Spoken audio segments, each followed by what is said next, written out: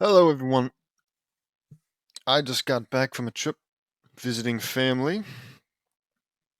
Uh, I would have, in truth, there was an opportunity or two where I probably could have recorded another audiobook while there, but the house that we were staying in is so paper thin, the walls, I mean, that anything that I yelled at would have absolutely gotten heard by everyone, at the very least, a few people, and I figured I'd rather spare them. So, we're doing it now. So, who's excited? I'm excited. What's that? Little rice grain sized scroll bar? What's not to be excited about? Chapter 198 Shinobi of the Cosmic Storm, Part 4. Team Cosmic Dragon was in the forest looking for the demon cat Tora yet again. They were hiding in the trees. Incredibly cool Kakashi here. What's your distance from the target? Asks Kakashi. Star Dragon Wrath here. 15.3 feet ready to strike, says Nicole. Thunderbird's call here. Ready, says Lincoln. Nature's Kitsune here. I'm ready, says Naruto. Cherry Blossom Ocean here. I'm ready too, says Sakura. Inferno Butterfly here. Ready, says Fu. Furious Sea Dragon here. Ready to go, says Jury. Serpent's Rage here. Ready, says Amy. Nebula's Star here. Ready, says Akiko. Raven's Black Knight here. I'm ready too, says Sasuke. Phoenix Stalin here. So am I, says Rin. Okay, now, says Kakashi. 5 seconds in, and we're already getting everybody's nicknames again. I feel like every chapter, it's like, oh yeah, this is their cool name, nickname, code name. Who gives a shit? I cursed too soon, man. Dang it. The sponsor, the copy. What's the word? Whatever. It's not important. Okay, now, says Kakashi. They all pounced and Jerry trapped Tora in a ball of water. Well, thank God they all pounced. Target identified as Lost Cat Tora, retrieved in 10.3 minutes, says Nicole. Well done, guys. Let's head to the Hokage, says Kakashi. This is the 92nd time that Tora escaped, and we had to do this mission in the course of 4.5 months, says Nicole. What the Okay, whatever. Yeah, we're getting sick of this, says Naruto. Oh, you have no idea, Naruto. I think we're all getting a little sick of this. It's just, I'm gonna spend like an hour minimum reading stuff that I've read like 10 times before. It's annoying. It's not like anything large, like notably different happens. It's just the same. Maybe one guy is good now and another guy's evil, as opposed to last time. Maybe one extra girl is added to the harem, but never anything interesting or unique. For crying out loud. Fuck it. How about you do like a dimensional portal opens up and out comes the evil dimension of Naruto, where, Naruto's evil. Nah, he would never do that. He could never. Naruto's perfect. He could never. But, evil Naruto, evil Sakura, and all that jazz. That'd be something different at least. I don't think it'd be good because he couldn't make anything good. But, like I said, it'd be different. Where the heck was that? Yeah, we're getting sick of this, says Naruto. There's nothing we're gonna do, says Lincoln. Okay. Yeah, but this is a 612th D rank mission, says Nicole. Please. They know how strong you are. They know how strong you are. There's no way they would have let you done more than like 20. Come on.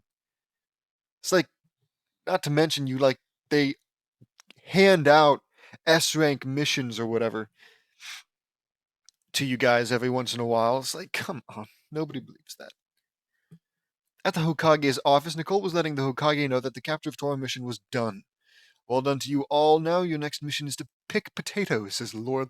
With all due respect, Lord Hokage, I think we have done enough D-rank missions or chores to earn a C-rank mission, says Nicole. If they go back to that stupid... I don't even remember what it is. It's like some city. There's like a bridge being built and to a city, and the city is run by a mob or mafia or something like that. We've done it at least twice, and it was a drag both times. See, mission. Now you guys are getting free. I don't know what that means. Iruka. It says Iruka. Lord Hokage held his hand up to Iruka. Now Iruka, she has a good point. What do you think, Kakashi? Asks Lord Third. I think they're ready, Lord Hokage, says Kakashi. All right. I have just the mission in mind. You can come in now, says Lord Third. The door opened and in came Tazuna, the bridge builder. God damn it. Please, man. Spare me. Not again. We're gonna meet up with the goddamn, like, adult woman with an actual kid who's gonna pledge herself to, like, 10-year-old Naruto, 13 actually, maybe, I don't know, 13 to 14. And I'm gonna once again be all like, that's insane, that's crazy, that's stupid. Whatever, man. Okay. These are the people that are going to protect me? Asks Tazuna, seeing Nicole, Lincoln, Naruto, Sakura, Fu, and Juri. Well, I'll be. On you aside for sore eyes. It's good to see you all again, Nicole, says Tazuna. You too, Tazuna. It's been a while, says Lincoln. How have things been in the land of waves? Asks Nicole. Not good, Nicole, says Tazuna. Has something happened? Let me just read. Hold on. Not good. How do you know Tazuna? Nicole asks Lord Third. We met on our training trip. It was a year and a half ago, and we saw him being harassed by bandits. We saved him, and he was introduced us to his family. Tazuna is an awesome bridge builder, says Nicole. Yes, but not as awesome as you all, says Tazuna. They all laughed. Okay, I was worried that, like, Tazuna was going to remember them from a previous. No, because Nicole wouldn't have been there for those. Whatever. I was going to say that he remembered them from a previous trip to Naruto Land. Oh my. They all left. So, what's been going on? Tazuna asks Nicole. The Land of Waves is in big trouble because of Gato, says Tazuna. Gato, the president and CEO of Gato Shipping and Transport, from what I've heard, he's one of the richest shipping magnates in the five great nations, says Fu. Yes, Fu, but that's a front. He's the meanest crime boss in the criminal underworld, and he arrived in the Land of Waves 6 months ago. He began taxing all the citizens to the point of poverty and captured some of our women too, be sold as slaves on the black market. My son Kaiser stood up to him, but he was captured by Gato's thugs, and he had him executed in front of all of us. He stole all of our hope and robbed us of all of our courage. That's why I'm building a bridge to connect the land waves to the mainland.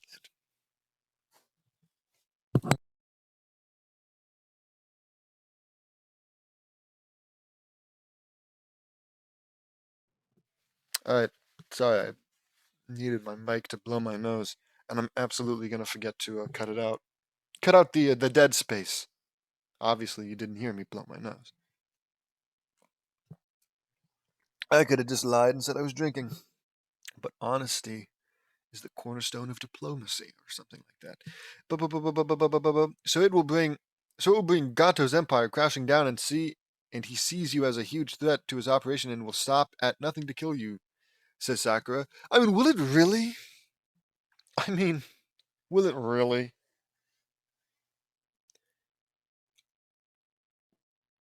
It's a shipping company, right? It's unless Naruto World is like a Pangea. But even still, it might be faster to sail around part of the Pangea than it is to, go over the bridge. It might, obviously it'll probably have an impact on his business, but it's not going to bring it crashing down. Come on. You have to build a bridge to every single, you know, other continent, unless, of course, it's a Pangea, in which case, well, you're screwed. Because it would, uh, there are probably safer and or faster sea routes than just like going over the entire continent. Whatever, not important. Uh, Ow, my leg. Where was I?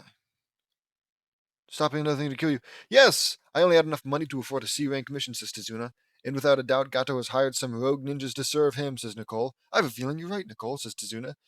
Yes, I've heard about Gato's criminal activity, and if he has rogue ninjas under his employ, okay, then this mission is now an A rank to low S rank, says Lord Third. Well, then why the fuck did you give it to these guys? You had them do 600 D rank missions, and only now you're like, okay, you're finally ready for a C rank mission. Clearly, you're being cautious with them. You're like, making sure they're absolutely ready for a C rank mission. Uh, but upon hearing that this C rank mission is more akin to an A to S rank mission, you're like, yeah, go ahead and do it. No, dumbass. The whole reason you weren't giving them C rank missions is because I guess you didn't see them as ready. Otherwise, why'd you give them all those fucking D rank missions? Just let them do S rank missions, because you clearly don't seem that bothered by the thought of them doing them. Skipping C, B, and well, I guess that's it. C and B rank missions. It's dumb. When that happens, Lord Third is like, oh, well, hearing that, I guess maybe this is a A to S rank mission. So yeah, sorry, we're gonna get you guys a different C rank mission of like, I don't know, stopping a thief or something like that. I don't know what a C rank mission would look like.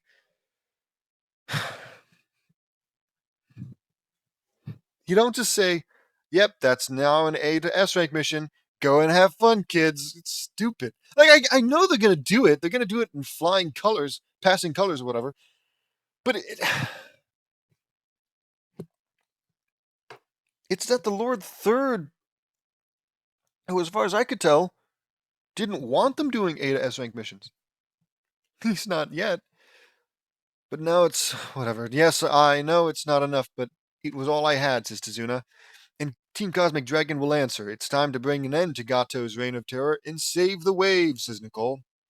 You just know James felt good about that line.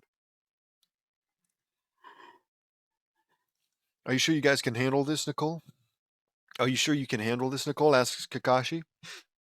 We're very sure, Kakashi-sensei. We need to test all of our training and skills against high-level shinobi, says Nicole. I have a feeling you all will succeed, Nicole, but a mission like this is too dangerous, says Lord Third. Okay. That wins it back a bit, but I'm sure they're obviously still gonna go. I know, Lord Hokage. How about a wager? If we complete this mission all by ourselves, I will tell you the secret on how to defeat the ultimate enemy of the village. Oh, fuck me. Okay, sorry. I will tell you the secret on how to defeat the ultimate enemy of all village leaders and Kage. Oh, Kage. Paperwork.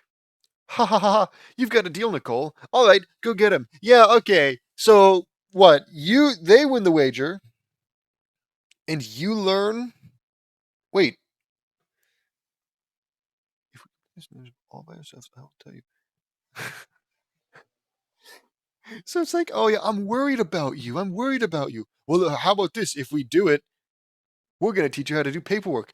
Oh yeah, okay, never mind. Go ahead. Yeah, and if they don't do it, they die. It's stupid. It's stupid, man. And to think I was about to be like, oh, I was about to eat my words because the Lord Hokage here was all like, oh, it's too dangerous. You probably shouldn't do it. Nope. We will. Hands in, guys, says Nicole. They do so. They did so. Team Cosmic Dragon soar! Says all of them. We leave in 2 hours. Pack everything you all need for a long mission and meet me at the gate, says Nicole. Right, says everyone. They left the office and got everything ready. At the gate 2 hours later, they were ready. All right, here we go. Let's move out, says Nicole. They walked out towards the land of waves. As they trekked through the land of fire, they saw 2 puddles up ahead. Oh my god. Hold it, I sense 2 chakra signals in those puddles, says Nicole. I got this, says Rin. Rin fired a ball of fire from her hand at the puddles, and it hit the ground and exploded kaboom. Out of the fire explosion arose the burned bodies of Gozu and Maizu, the demon brothers. Nice shot, Rin, says Naruto. That was amazing, says Tazuna. Thank you, says Rin. Just as we suspected, Gato did hire rogue ninjas. These are the demon brothers of the mist, Gozu and Maizu, C-rank rogue ninjas. They were wanted for a failed assassination attempt on the 4th Mizukage. And if they are here, then that means Zabuzo Jesus. Zabuza Momochi is too, says Nicole. Naruto concentrated. You're right, sis. I sense his signal in the land of waves, says Naruto. I sense it too. We encountered Zabuza before as on our mission. Fuck, what am I saying? Mission? Mission isn't even in this. Uh, we encountered Zabuza before on our training trip, and he was being attacked by Mist Hunter ninjas, and we saved him. He is a formidable ninja, and he didn't earn his moniker, the Demon of the Mist, for nothing. He must be a tough ninja, says Sasuke. I've heard about Zabuza. He is as tough as he is, says Rin. Is that a compliment? I can't tell. It's like saying, you're as beautiful as you. It's like, yeah, thanks. You're as smart as you. You're the best at doing that. If like you did it like you did it. It's like almost a compliment, but it's not. I tested my lightning powers against him, and he is a formidable adversary, says Lincoln. Zabuza is one of my heroes. His swordmanship skills are the reason I wanted to become a shinobi, and I know all of his moves, says Amy. That's a big inspiration, Amy, and you're about to meet your idol down the road, says Nicole. You guys have done it all, says Tazuna. We sure have, says Tazuna. Let's press on. They pressed on and arrived at the shore, and a boat was waiting for them. Here's our ride back to the land of waves, whispers Tazuna. Okay, let's get in, whispers Nicole. Why are they whispering? Can't we walk on the water? Asks Sasuke. Jesus? No, Sasuke. Sasuke died for our sins. No, Sasuke. Oh, shh. No, Sasuke. It will alert the ninjas of our presence. We can't risk that, whispers Fu. Ah, right, whispers Sasuke. The boat was being rowed to the land. They saw a huge bridge and went under it. There's the bridge. Isn't she a beaut? Whispers Tazuna.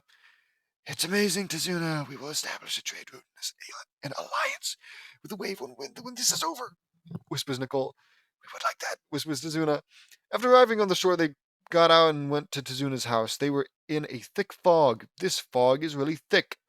This is no fog. This is the hidden mist jutsu. Every member of the seven ninja swordsmen of the mist can use this technique, says Nicole. Yes, says Naruto. They heard rustling in a nearby bush. Kill it!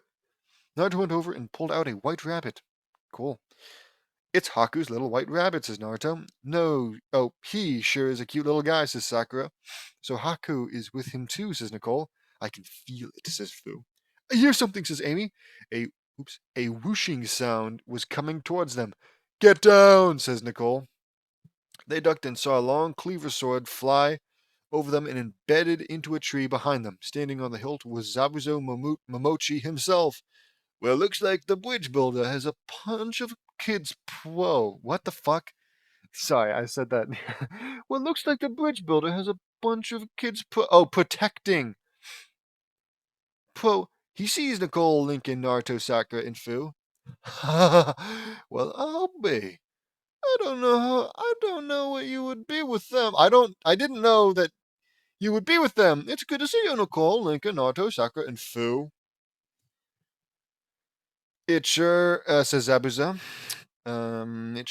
You sure have a knack of making awesome scare entrances, Zabuza, says Nicole. It's been a while, Zabuza, says Naruto. So the bridge builder hired you to protect him, huh? Let's do some Christian speak. So the bridge builder, no, I can't. So the bridge builder, what are his quickisms or whatever it's called? Stress size. Okay, not important. Side note though, I think Geno Samuel is like he's revamping his Christian comprehensive history. I don't know if he's fixing stuff or adding stuff or both. But yeah, he's like re-releasing each of them. Maybe he's just re-recording them. No. I'm pretty sure like I compared one of the new videos with one of the old videos, like number 10 or something like that. And there's a definite difference in runtime. So that's cool, I guess. In case anybody's interested in that. I want to say I probably watched the entire Christian comprehensive history thing yearly, so this is nice, I guess. So where the heck was I? It's been a while. Protect him, huh? Says Abuza. He sure did, says Lincoln. We also promised to help to put a stop to the bloodline holocaust that's going on right now in the mist. Says Lincoln to Tazuna. Wait, are you saying that to Tazuna? You're gonna help Tazuna stop the bloodline holocaust, or are you trying to say that you're gonna help Zabuza end the bloodline holocaust?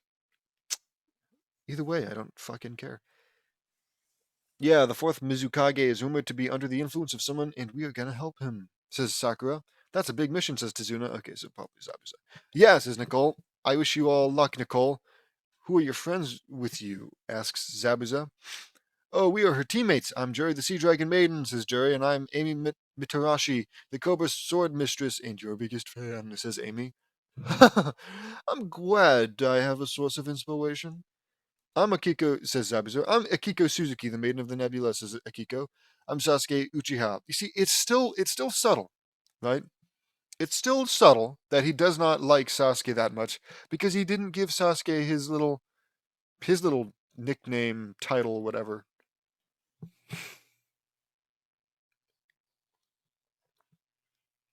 It's small, but it's loud. I'm Akiko Suzuki, the Maiden of the Nebula. I'm Sasuke Uchiha, says Sasuke. And Uchiha, I heard they were all wiped out by one of their own, Itachi Uchiha, says Zabuza. That's his older brother, says Naruto. That's not really something you should have said. That's information he should be allowed to divulge. Yes, I'm now going to kill him for killing the Uchiha, says Sasuke. I'm sorry for your loss, says Zabuza. Thank you, and it's alright, says Sasuke, is it? And I'm Rin Nohara, veteran of the Third Great War, says Rin. I've seen you before. You're one of the students of Minato Namikaze, the fourth Hokage, says Zabuza. Yes, I was supposedly killed in action, and I was found and healed by Orochimaru and given an awesome gift, says Rin. Rin spread her wings, and they were glowing with fire. That is amazing. You look like a true angel of fire, says Zabuza. Yeah, I get that a lot, says Rin. I heard Orochimaru is now a power-hungry madman out to destroy the leaf, says Zabuza. I didn't use his voice. The one guy I've been voicing, and I didn't even do it. That's right, Zabuza. He's under 2 of Team Cosmic Dragon's hit list. He's number 2 on Team Cosmic Dragon's hit list. Our number 1 target is a rogue Uchiha that caused the Nine-Tails attack on the leaf and killed the 4th Hokage. Cool, says Nicole. What? A rogue Uchiha caused the Nine-Tails attack? Asks Zabuza. Yeah, and we will make him pay for killing my father, says Naruto. I'm so sorry for your loss, kid. I'm so sorry for your loss, kid, says Zabuza. It's alright, Zabuza, but thank you, says Naruto. No problem, says Zabuza. Is Haku here? Asks Fu. She sure is. Haku, come on out, says Zabuza. Haku came out, and she was dressed in a Mist Hunter ninja uniform. It is good to see you all again, Nicole, says Haku, because, during the training trip, they met everyone. We're going to get to the whole Orochimaru fight, and Orochimaru's like, oh, good to see you again, Nicole. Yeah, we met, but I don't know, I was good then, and maybe Nicole didn't want to kill me. Some stupid reason, I'm sure. Okay, it's good to see you all again, says Haku. You too, Haku. How have you been? Asks Nicole. I've been good, thank you, says Haku. We have a message that we would like you to send to Gato, Zabuza, says Nicole. What is it? Asks Zabuza. Tell Gato this. Team Cosmic Dragon has come to kill you, and we will make you pay for everything you've done and to end your reign of terror for good, says Nicole. I will see that he gets it. He's gonna be enraged, though, says Zabuza. It doesn't matter. We are ready, and we will make sure that he pays the ultimate price for his crimes against the land of waves, says Nicole. We wish you all the best, and we will see you in a week, says Haku. We will, and thank you, says Nicole. Zabuza and Haku left, and they proceeded to Tazuna's house. They arrived in 30 minutes. Tazuna opened the door, and they went in. Opened the door, they went in. Okay, Tsunami, I'm home, says Tazuna.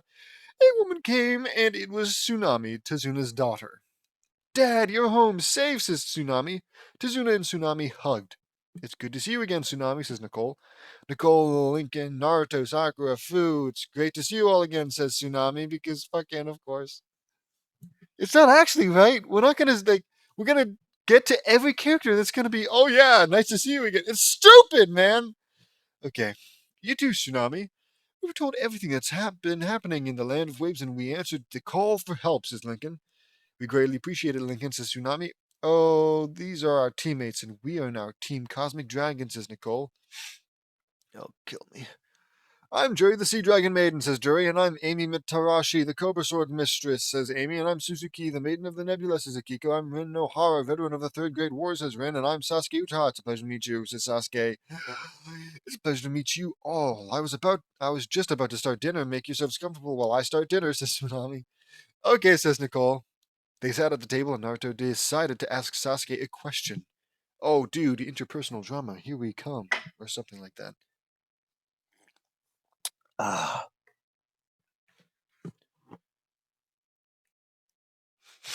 Mm. Sasuke, what the heck was I? Sigh. I had a feeling you were going to ask me that, Naruto. Oh, crap, I skipped it. Yeah, okay, Sasuke, I've been meaning to ask you this for a while now. Wait, I screwed up, didn't I? Whatever. They sat at the table and Naruto decided to ask Sasuke a question. Sasuke, I've been meaning to ask you this for a while now. Why do you want to kill your brother? Asks Naruto. I had a feeling you were going to ask me, Naruto. The reason I want to kill Itachi is because he killed the Uchiha clan in one night. No shit. That was blatantly fucking obvious. Like, yeah. Naruto? I feel like he even said that before. Why did you... Oh, okay, whatever. Did he say why? Asks Naruto. Yes, it was to test the limits of his power. He spared me because I wasn't worth killing, says Sasuke. I have a feeling that there's more to it than that, Sasuke. Itachi is a really nice guy, and I've known him since I was 4. What?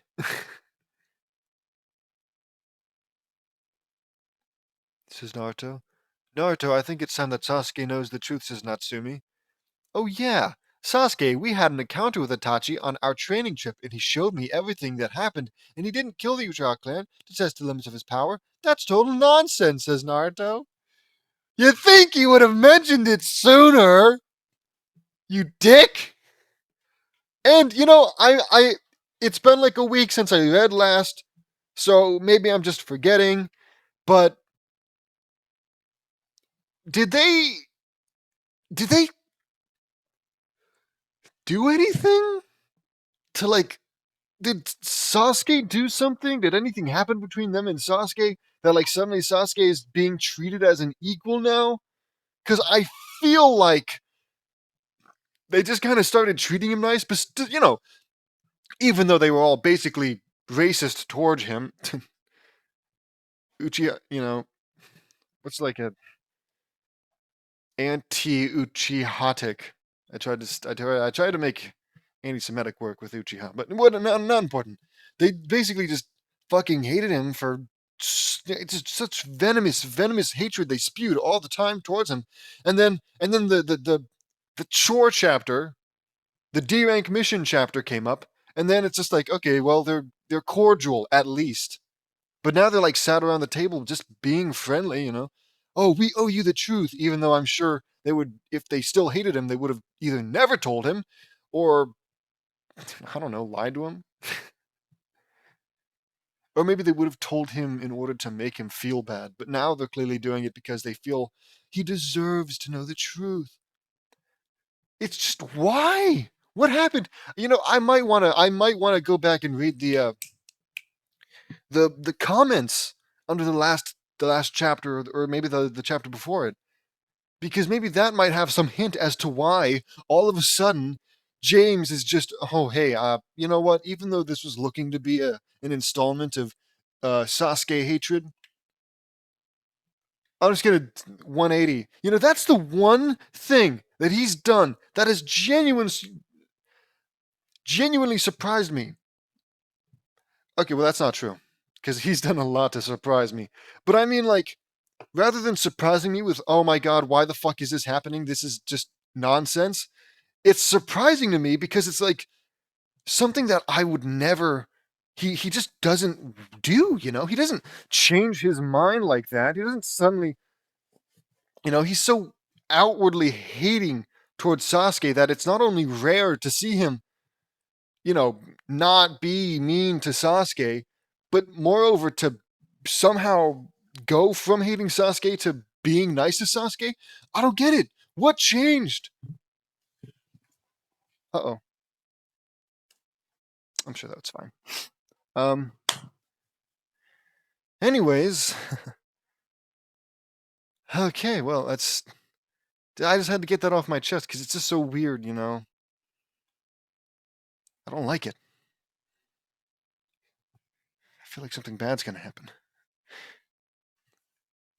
It's like when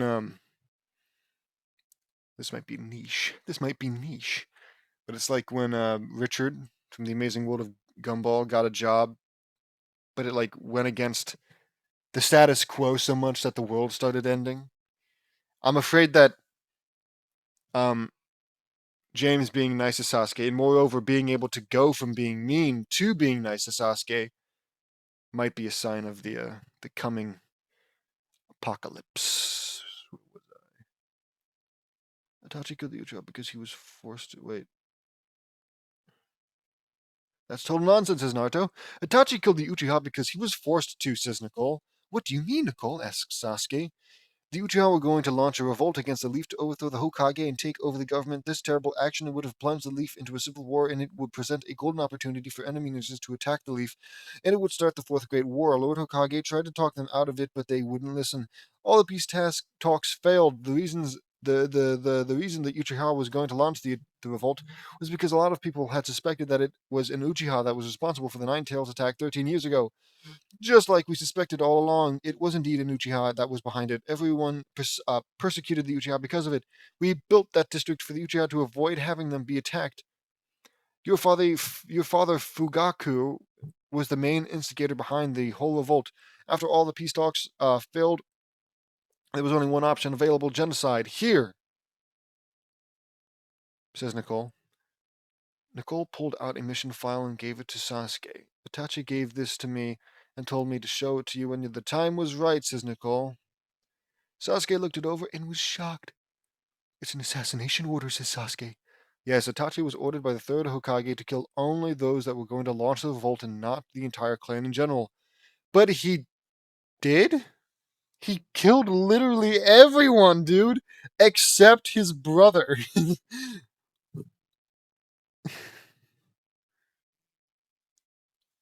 And you say he was forced to. It kind of sounds like he was ordered to more than anything.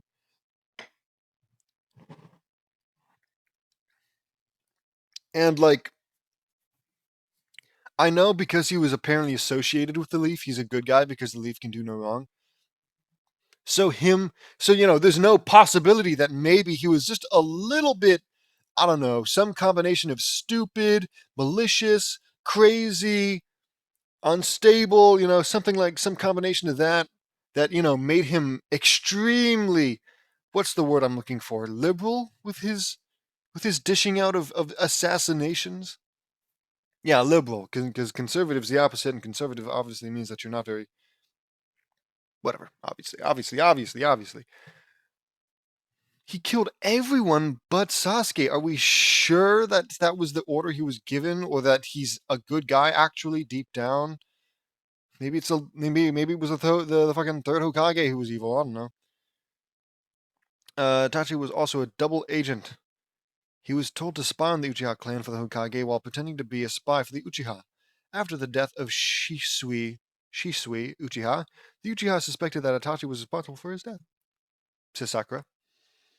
Yes, but it actually was this man that was responsible, says Nicole. Nicole pulled out a photo of Danzo Shimura. Who is this man? Asks Sakura. That's Danzo Shimura. He's an old acquaintance of Grandpa, and he's one of the elders of on the council. I've heard a lot about him from his sister Yugao. He's the founder of the Root Anbu organization, and he believes that shinobi should be used as emotionless tools of war. He's a warmonger, and he gets a sick thrill out of causing war, chaos, death, and destruction. Pain and suffering. I don't know why you read that like that.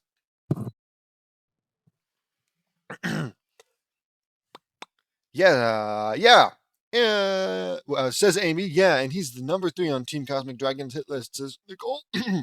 I've heard about Danzo. He's the darkness of shinobi. And from what I remember, he and the third Hokage have had an intense rivalry for the title of Hokage, says Tsunami. That's right, Tsunami. He is completely bent on wanting to become Hokage, and he will stop at nothing to get it. But we're getting off topic here. Danzo is the man that orchestrated the annihilation of the Uchiha. He ordered Itachi behind the third Hokage's back to kill the entire Uchiha clan. Okay. Then I apologize for blowing up. The entire Uchiha clan completely and leave no one alive. Danzo gave this to Itachi as a fake message from the Hokage. He gave Itachi an ultimatum: protect the village or protect the clan. When Itachi took the oath of the Anbu, he swore to protect the leaf from all threats inside and outside the village. But Itachi begged for you to be spared, Sasuke. He could never bring himself to kill his little brother because he loves you more than anything. That's why you were spared, Sasuke. You were to kill Itachi so he could atone for his terrible deed by dying at your hands. That explains Nicole. Sasuke was shocked and saddened. Itachi did not kill the entire Uchiha clan in cold blood. He killed them because of the corruption of the council. Itachi was no longer a murderer. He was a hero. I see. I need some time to myself, says Sasuke. Sasuke got up and went outside. Sasuke? Asks Amy. Let him be, Amy. He needs to be alone and digest everything we told him, says Nicole. Sasuke sat on the dock looking at his reflection on the water, and he suddenly broke down crying. Itachi! cries Sasuke. At the dinner table, Tsunami was shocked. I can't believe that Sasuke lost his whole family due to the corruption of the council, says Tsunami. Yeah, the civilian council and the elders are I hate these names. Homura Mitokado, Kohora Utatane, and Danzo Shimura have been responsible for a lot of corruption and treachery over the years. We have no evidence to act at the moment, but we are on to them, says Nicole. I mean Naruto, fuck. Yeah, my mom is on the civilian council and she is against all their ideals. I love my mother and she is doing her best to protect me, says Sakura. Shut up, Sakura.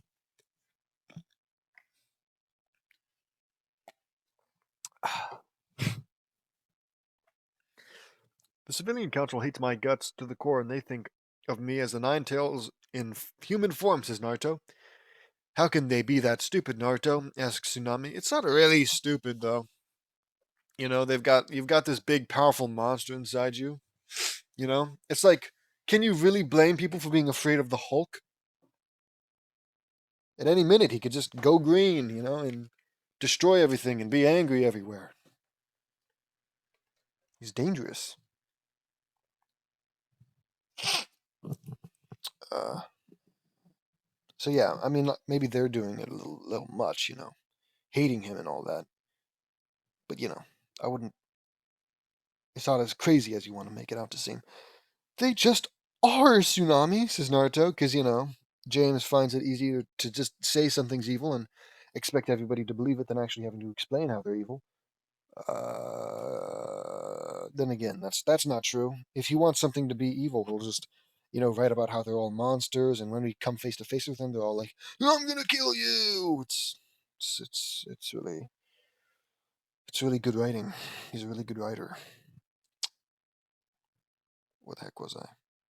How could they be that stupid? They just are. Some people are just ruled by their own fear, hate, ignorance, and stupidity, says Lincoln. Dude, burn. They are also a bunch of bias-motivated idiots with no conscience, says Fu. Yeah, says Nicole. I can't believe that they would be that stupid and let their own their own hate and fear control them like that, says Tazuna. Me and my friends figured out Naruto's burden as the Nine-Tails Jinchuriki, and we view him as a hero and a family member, says Amy. Naruto is a very brave and amazing man, and no one should ever have to suffer the way he did, says Akiko. Thanks, girls. Thanks, girls. They are right. Jinchuriki are not viewed as normal people, says Naruto. We are viewed as the monsters we carry. We call it the curse of the Jinchuriki. It's a shitty name. Uh, how did that happen, Rin? Asks Tazuna. Oh, wait, oops. I can't believe that some people are that stupid, says Tsunami. Yeah, I'm a Jinchuriki myself. But I was made one against my will, says Rin. How did that happen, Rin? Asks Tazuna. It was back during the Third Great War. I was kidnapped 14 years ago, and I was forcibly made the Jinchuriki of Isobu, the three-tailed turtle. And my teammate Kakashi was sent to rescue me. He did, and I told him that I was a Jinchuriki, and I told him to kill me, because I was made into a Trojan horse that could unleash the beast into the village and destroy it when I enter it. Kakashi was fighting the mist ninjas that supposedly did this to me, and I jumped in front of Kakashi's Chidori, and he skewered me through my chest. I thought I thought I was dead, but Orochimaru found me and froze me in ice and healed me by splicing my DNA with Phoenix DNA. And it gave me wings and enhanced fire powers. I was found by Naruto and Nicole 14 years later, and I'm now a member of Team Cosmic Dragon. Explains Ren. Awesome. Ren, that is terrible, says Tazuna. This is all quite terrible, I'll have you know. It's horrifying that you've been through all that, but it's good that you're all right, and you are now an amazing Kunoichi, says Tsunami. Thank you, Tsunami, says Ren. Sasuke came back in.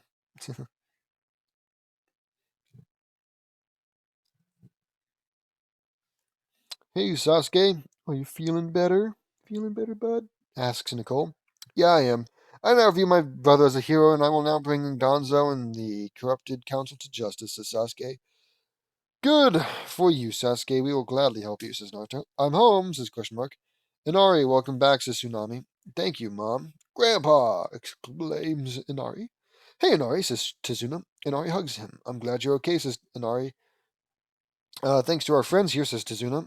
Inari saw Nicole and team and gasped. Brothers Lincoln and Naruto and sisters Nicole, Sakura, and Fu, says Inari, of fucking course. It's been a while, little bro, says Nicole. Is this just like their thing? You know, they go around adopting kids into being their little brothers and sisters, and it's like a pyramid scheme of adoption. I've adopted you, so now I want you to go out and adopt 10 other little brothers, who will then go and adopt 10 more little brothers. Uh, Nicole. You sure are growing fast, says Naruto. You'll be as tall as me one day, says Lincoln. Lincoln, you're fucking like 11. You're not that tall. You're a kid still. Anyways, Inari went to Naruto and hugged him and cried. It's alright, Inari. It's okay, says Naruto. You heard what happened to Kaiser. Tsunami, and we're very sorry about your loss, says Lincoln. We promise that Gato will pay the ultimate price for everything that he has done to the wave and send him to the darkest pits of the netherworld for eternity. That's right, says Sasuke. And I was about to fall asleep here. I'm going to tuck him into bed, says Naruto. Okay, Naruto, says Tsunami. Naruto carried Inari up to his room and put him in his bed and tucked him in. Bro, why did Gato kill Daddy? Why? Cries Inari. I don't know, bro. Power and money are strong motivations for murder and evil, Inari. Gato is a personification of evil, and he will pay for his crimes, says Naruto. You promise, bro? Asks Inari. I promise, and I will never go back on my word. For that is my ninja way, says Naruto. Thank you, bro, says Inari. Inari fell asleep. You're welcome, says Naruto. Naruto left and went back down to the kitchen. Dinner's ready, guys, says Tsunami. Okay, we have a week before we face Gato. Me and Lincoln are gonna go to the mist and stop the bloodline holocaust, says Nicole. What the fuck do you mean you've got a week before you face Gato? What do you like have to schedule an appointment? Dude, the faster you do it, the better. You don't have a week. It's not unless Tazuna said as much, because I guess he's the one who commissioned this or whatever. But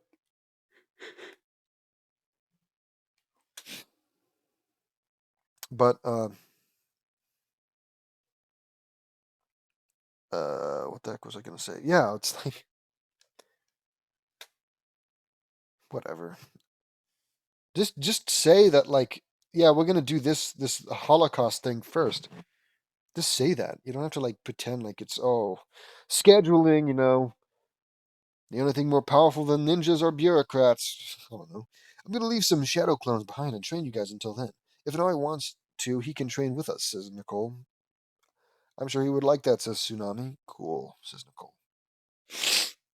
The next day, Inari was training with Naruto, Sakura, Fujiri, Amy, Akiku, Sasuke, and Rin, and Nicole and Lincoln set out for the mist. They flew toward the mist, and in a forest in the land of water, they saw some mist shinobi attacking a kunoichi from the sand.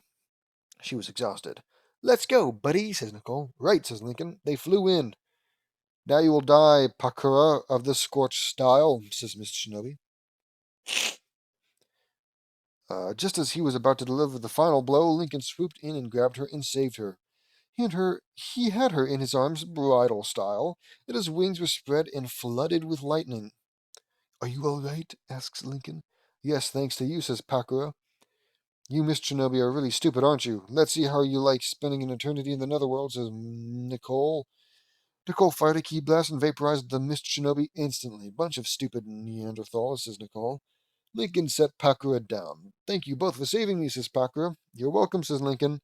I'm Pakura of the Scorch Style, says Pakura. It's a pleasure to meet you. I'm Nicole Knudsen of the Star Dragon, leader of Team Cosmic Dragon for the Leaf, says Nicole. And I'm Lincoln Loud of the Lightning of the Thunderbird. I feel like I'm losing my mind. Okay, calm down. I feel like I'm yelling these fucking every single word I'm saying. Okay. Where was I? And I'm Lincoln Loud of the Lightning of the Thunderbird, says Lincoln. We heard about we heard about how you became the hero of the sand by stopping the Sandrock feud, says Nicole. Yes, that is my biggest achievement, says Pakura. Why were those Mist Shinobi going to kill you, asks Nicole. I was sent here as an envoy for the sand to go to the mist and establish an alliance. But now I see that I was betrayed and sent to my death, says Pakura. The corruption of the Sand Council. They must have gotten behind the back of the Kaze Kage and gave you that fake mission, says Lincoln. This is highly likely, Lincoln, and now we know that no village is safe from the corruption of the civilian councils of the five great nations. We have to stop this, says Nicole. My freaking nose is so stuffy. I have a feeling you're right. I can't go back to the sand knowing that they will find ways to kill me. I would like to seek asylum in the Leaf, says Pakura. That is your choice, says Nicole. Oops. There. We're going to stop the bloodline holocaust in the mist, and we believe that the fourth Mizukage is doing this against his will, says Lincoln. That is a very strong possibility, and rumors have been flying around about that. I will gladly help you, says Pakura. Yeah, I'm sure you can help tons. You can get them, like, refreshments and snacks. Because let's be honest, it's like giving a guy a sword and telling him, you're going to be fighting alongside Zeus. It's like, dude, I'm dropping my sword and I'm sitting back. Zeus has got this. What was I? I will gladly help you, says Pakura. All right, let's go, says Lincoln. Nicole, Lincoln, and Pakura ran into the mist and saw the village in total turmoil. This whole village is in chaos, says Nicole. Yeah, no kidding. I can't believe that the Mizukage is doing all of this, says Lincoln. We have to look for the leader of the bloodline rebels, Mei Tarumi, says Nicole. I can show her to you, says question mark. They saw a kunoichi. Where is she? Asks Nicole. My name is Ruka. Follow me, says Ruka. Ruka led them to a tent, and they found a beautiful woman that was dressed in blue, and she had long red hair. Ruka, who are these people you have here? Asks May. My apologies, Lady May, but these people have been looking for you, says Ruka, and you just bring them straight to, not in chains or anything. God forbid they have ill intent. Ah, Aqua.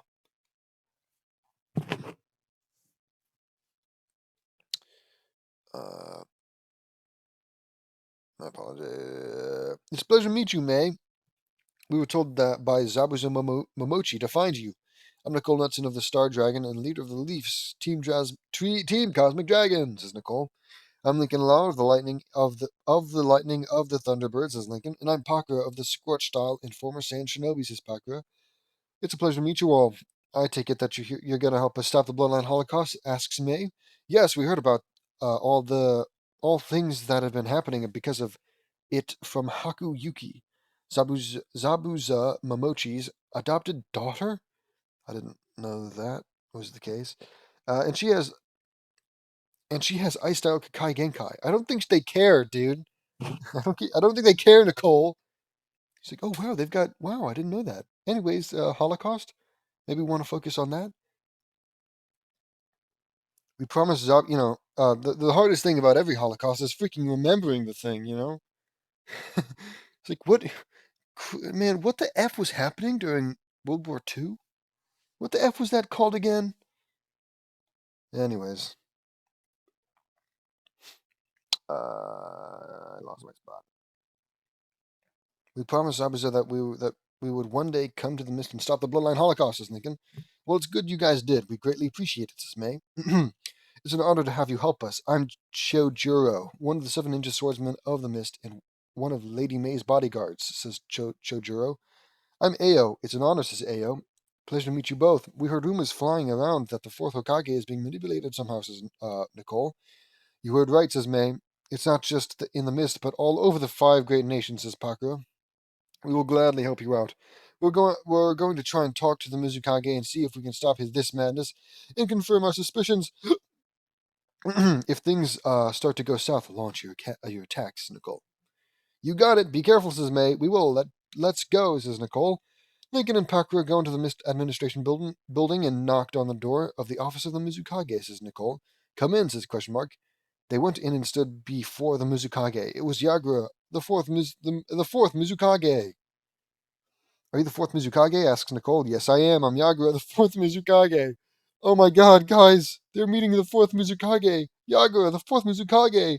It's an honor to meet you, Nicole Knudsen of the Star Dragon, and Lincoln Loud of the Lightning of the Thunderbird, and Pakra of the Scorched Style. These fucking names are making me want to rip out my throat. Okay. It's an honor, Lord Yagura, says Nicole. I sense a genjutsu on Yagura. Our suspicions are confirmed, and the chakra signal is that of the rogue Uchiha that we're going to kill in the future, says Nicole in her head. Nicole snapped her fingers and the genjutsu was released. And Yagura was confused. What happened? Asks Yagura. You were under the influence of a genjutsu, and it made you cause a civil war in the mist against all the clans in shinobi that possess Kakai Genkai. We promised Zabuzuma Mochi a year and a half ago that we would try and find a way to stop this madness. So, Pakura here has been betrayed by her former village, the Hidden Sand. They sent her to her death on a fake envoy mission, says Lincoln. My ability to read is degrading. And my throat is getting a little bothered, apparently. The water's not helping. You were under the influence of a mind control genjutsu. That was from a rogue Uchiha that was responsible for the Ninetales attack on the Leaf 13 years ago, and he's the number 1 target of Team Cosmic Dragon for us to kill, says Nicole. Yagura saw that what has been happening, and saw that Nicole and Lincoln were right. I have to stop this, says Yagura. Yagura got on the PA system. Everyone stand down, gather in front of the administration building now, says Yagura. Everyone gather in front of the Mist Administration building. My people of the Hidden Mist Village, this war was a fraud. I was under the influence of mind control genjutsu from a rogue Uchiha that caused the Ninetales attack nearly a decade and a half ago, says Yagura. Everyone gasped in horror. I was forced to launch this civil war against my will and destroy all shinobi and clans wielding Kakai Genkai, and my actions were not my own. Therefore, I have decided that I have failed. I have failed you all as the 4th Mizukage, and have decided to step down as the Mizukage. My last act as the 4th Mizukage is for Nicole, Lincoln, and Pakura. Bring out the medals, says Yagura.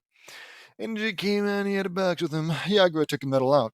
Nicole Knudsen of the Star Dragon, Lincoln Loud of the Lightning of the Thunderbird. I hate that name! By the way, what are they getting medals for? Oops. Walking in, snapping their fingers, and now everything. I feel it. Sure, they're the ones that fixed it, but it doesn't feel medal worthy. Nothing happened. You just walked in, blah blah blah. You're heroes. You deserve a medal and a statue and a friggin' 10 extra wives for your harem. It's like currency in the Knudsen universe. harem wives, and thank yous, and nicknames. Everything, man. Everything. In Pakra, of the scorched style, on behalf of the land of water in the village hidden in the mist, I bestow upon you three, our nation and village's highest honor, the sapphire star of the heart of water, is Yagara. He placed the medals around their necks, and everyone cheered wildly for them. I'm honored, Lord Yagara, says Nicole. Me too, says Lincoln. Same here, says Bakura. Now I have also named my successor, May Tarumi. Come up here, please, says Yagara. May Tarumi came up to the balcony. May Tarumi, I now name you as my successor as fifth Mizukage of the Hidden Mist Village, says Yagura. Yagura placed the hat of the Mizukage on May's head, and everyone cheered for her. Thank you, everyone, says May. It's an honor to be in your presence, Lady May, says Nicole.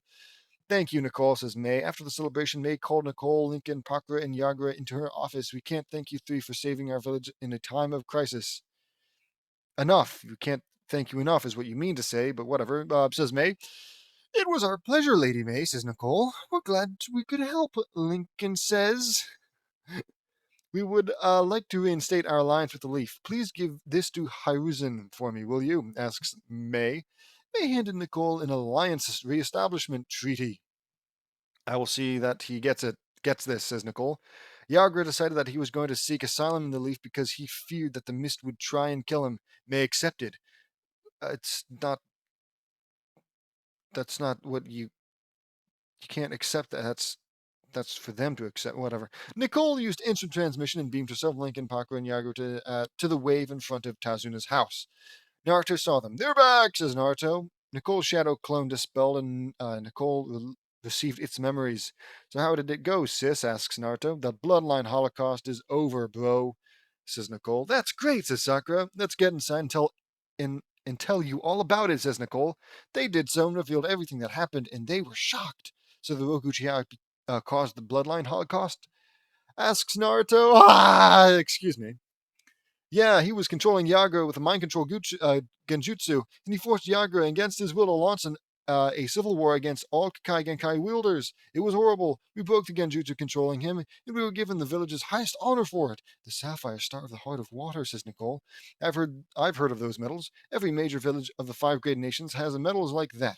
They are awarded to a shinobi, kunoichi, or civilian that's either from that village or outside that village for heroic deed. So anyone, it can be awarded to anyone. Well, whatever, for heroic deed above and beyond the call of duty for doing a huge and major contribution for that village and land in general, says Akiko. That's a huge achievement, says Amy. It sure is, and it's awesome, sis, says Naruto. Thanks, guys, says Nicole. We have 5 more days until we face Gato and take him down for good, says Lincoln. Yep, says Nicole.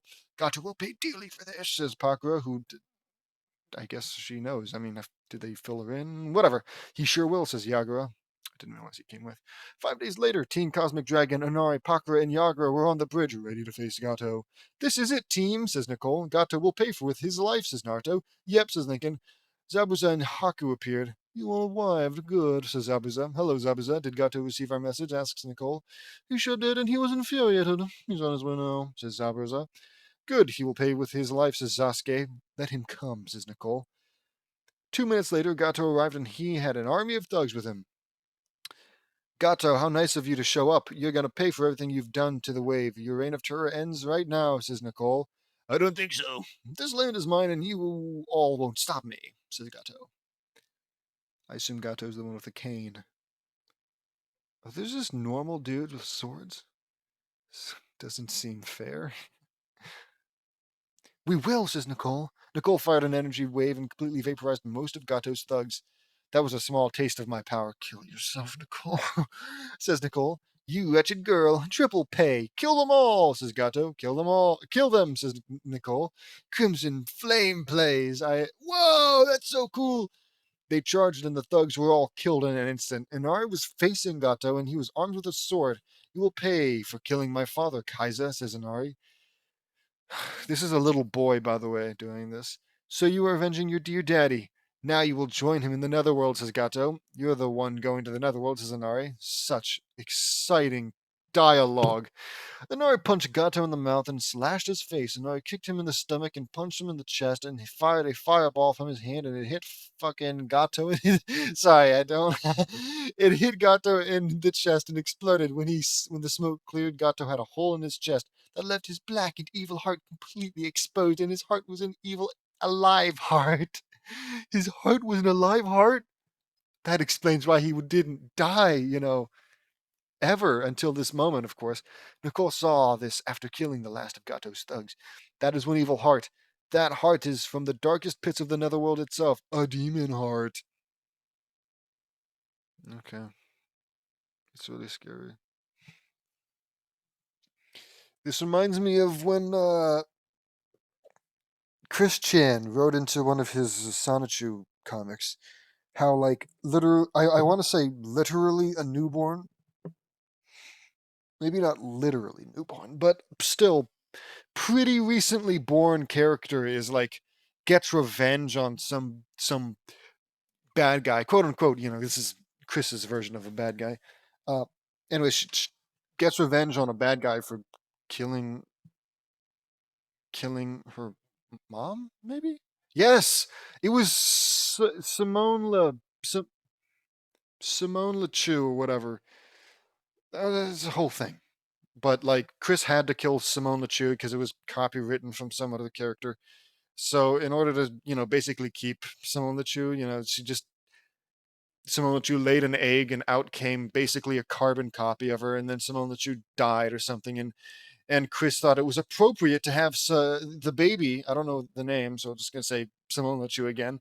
Had baby Simone LeChou, thought it was appropriate to have baby Simone LeChou come in and not only participate in the execution of the people responsible for, you know, her mother's death, but also like actively like do stuff. I'm pretty sure one of the things I can pretty clearly remember is she cut off the guy's dick or drilled into it because she's got like drill hands or something. I don't know. And like, sure, I mean, the guy killed her mom and all, and punish him, I guess. But you don't get the kid involved in that. You freak. You don't. It's that's just wrong. It's bad enough that you lost your mom. You don't want to expose her to the guy who did it and encourage what I can only assume is unhealthy torture. Whatever. I'm just saying that reminds me.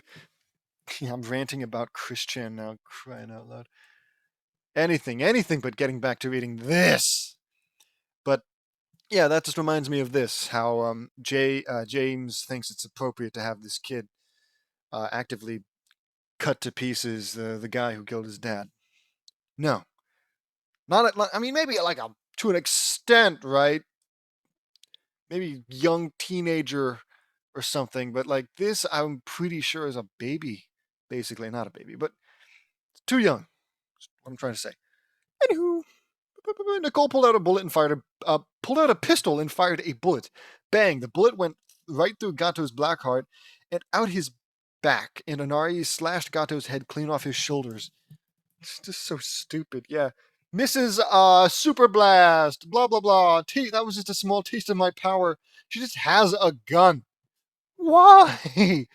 That's such a waste of time. Just snap your fingers and melt them or whatever. You don't need a stupid gun, you stupid bitch.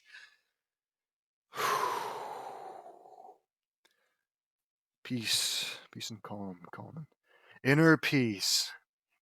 Inner peace. Okay. The bullet went right through the... Die, you worthless monster! This is for my dad, says Inari. People like you deserve to be damned, says Nicole. Pakura threw a ball of fiery heat and Gato's body shriveled up like a raisin and was a mummified husk. Rin fired a blast of fire and incinerated Gato's body and head into ashes in an instant. That takes care of Gato. Good riddance and to bad rubbish, says Naruto. Yep, I hope he enjoys the netherworld because he will be there forever, says Fu. And he will be forever damned, says Sakura. That's what that fucking means. Yep, greed is a cardinal sin, and he will spend eternity in pain and torture, says Nicole. Good riddance, says Lincoln. Let's go search Gato's house and rescue all of his prisoners, says Nicole. I thought they were gonna like loot it. Right, says Naruto. They go to Gato's mansion, and after killing all his guards, began searching the place. They found all the money he stole over the years and found a major discovery. They found a huge cache of swords and weapons from various clans, some from the Uchiha, the Uzumaki, and various clans that went extinct centuries ago. Some of these weapons belong to my clan, says Naruto. Yeah, and these are all weapons from the Uchiha, says Sasuke.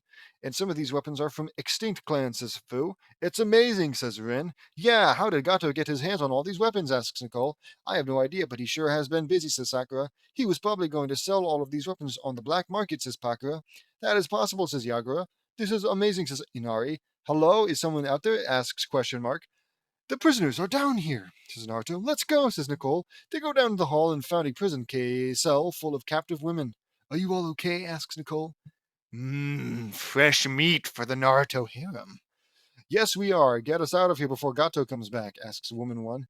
Nicole pulled off the barred door. Gato is dead. We killed him, says Nicole. He's dead? Asks woman two. Yeah, we sent him off to the darkest pits of the netherworld for eternity. Says Nicole. We're free! Exclaims woman three. They all cheered. We're glad we could help you all. We are Team Cosmic Dragon, says Nicole. We've heard so many big things about you. I'm Yamako Kaguya, the last surviving female member of the Kaguya clan, says Yamako. I'm Naoko Kesai, last of the Kesai clan, says Naoko. Naoko. I'm Mira Ningyo, last of the Ningyo clan, says Mira. It's a pleasure to meet you all. I'm Nicole Knudsen of the Star Dragon, leader of the Team Cosmic Dragon. Says Nicole, I'm Lincoln Loud of the Lightning of the Thunderbird, second in command of Team Loud Cosmic Dragon. Says Lincoln, I'm Naruto Uzumaki Namikaze. Says Naruto, I'm Sakura Haruno. Says Sakura, I'm Fu. Says Fu, I'm Juri, the Sea Dragon Maiden. Says Juri, I'm Amy Tarashi, the Cobra Sword Mistress. Says Amy, I'm Akiko Suzuki, the Maiden of the Nebula. Says Akiko, I'm Sasuke Uchiha, the last of the Uchiha clan. Says Sasuke, I'm Rin Nohara, the Phoenix Angel. Says Rin, I'm Pin of the Squats. Pin?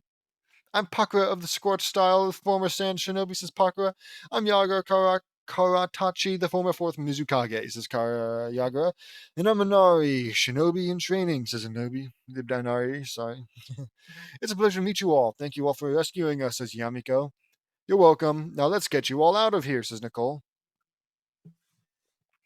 They went back to the wave and everyone cheered wildly for Team Cosmic Dragon. After the bridge was finished, Tazuna held an unveiling ceremony for something. It is with great pleasure that I officially christen, that's what it is. Christen this fantastic bridge as the Bridge of Cosmic Hope, and I graciously present this magnificent statue for the Land of Waves. Cool, says Tazuna.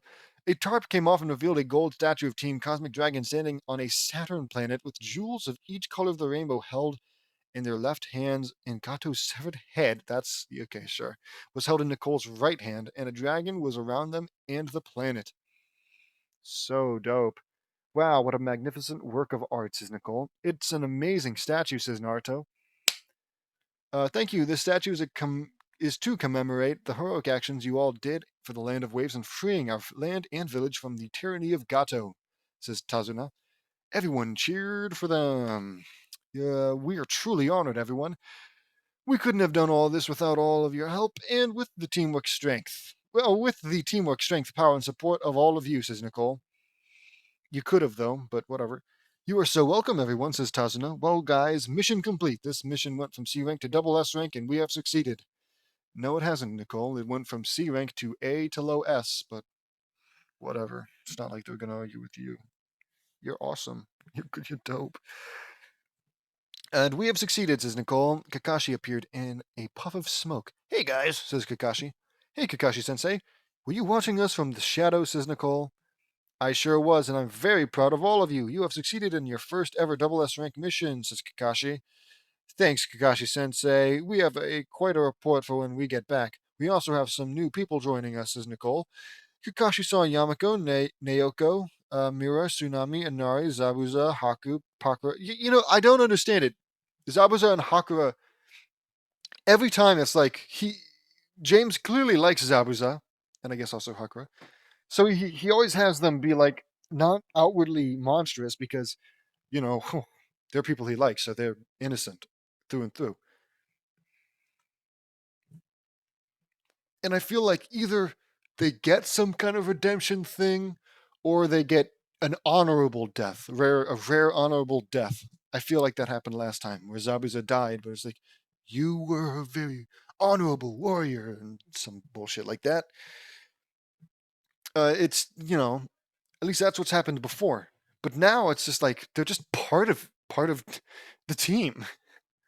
It's like it's not even acknowledged. They're working for Gato, but at no point is it like, you know what, I'm gonna stop working for Gato. It's just whatever, man. It's lazy.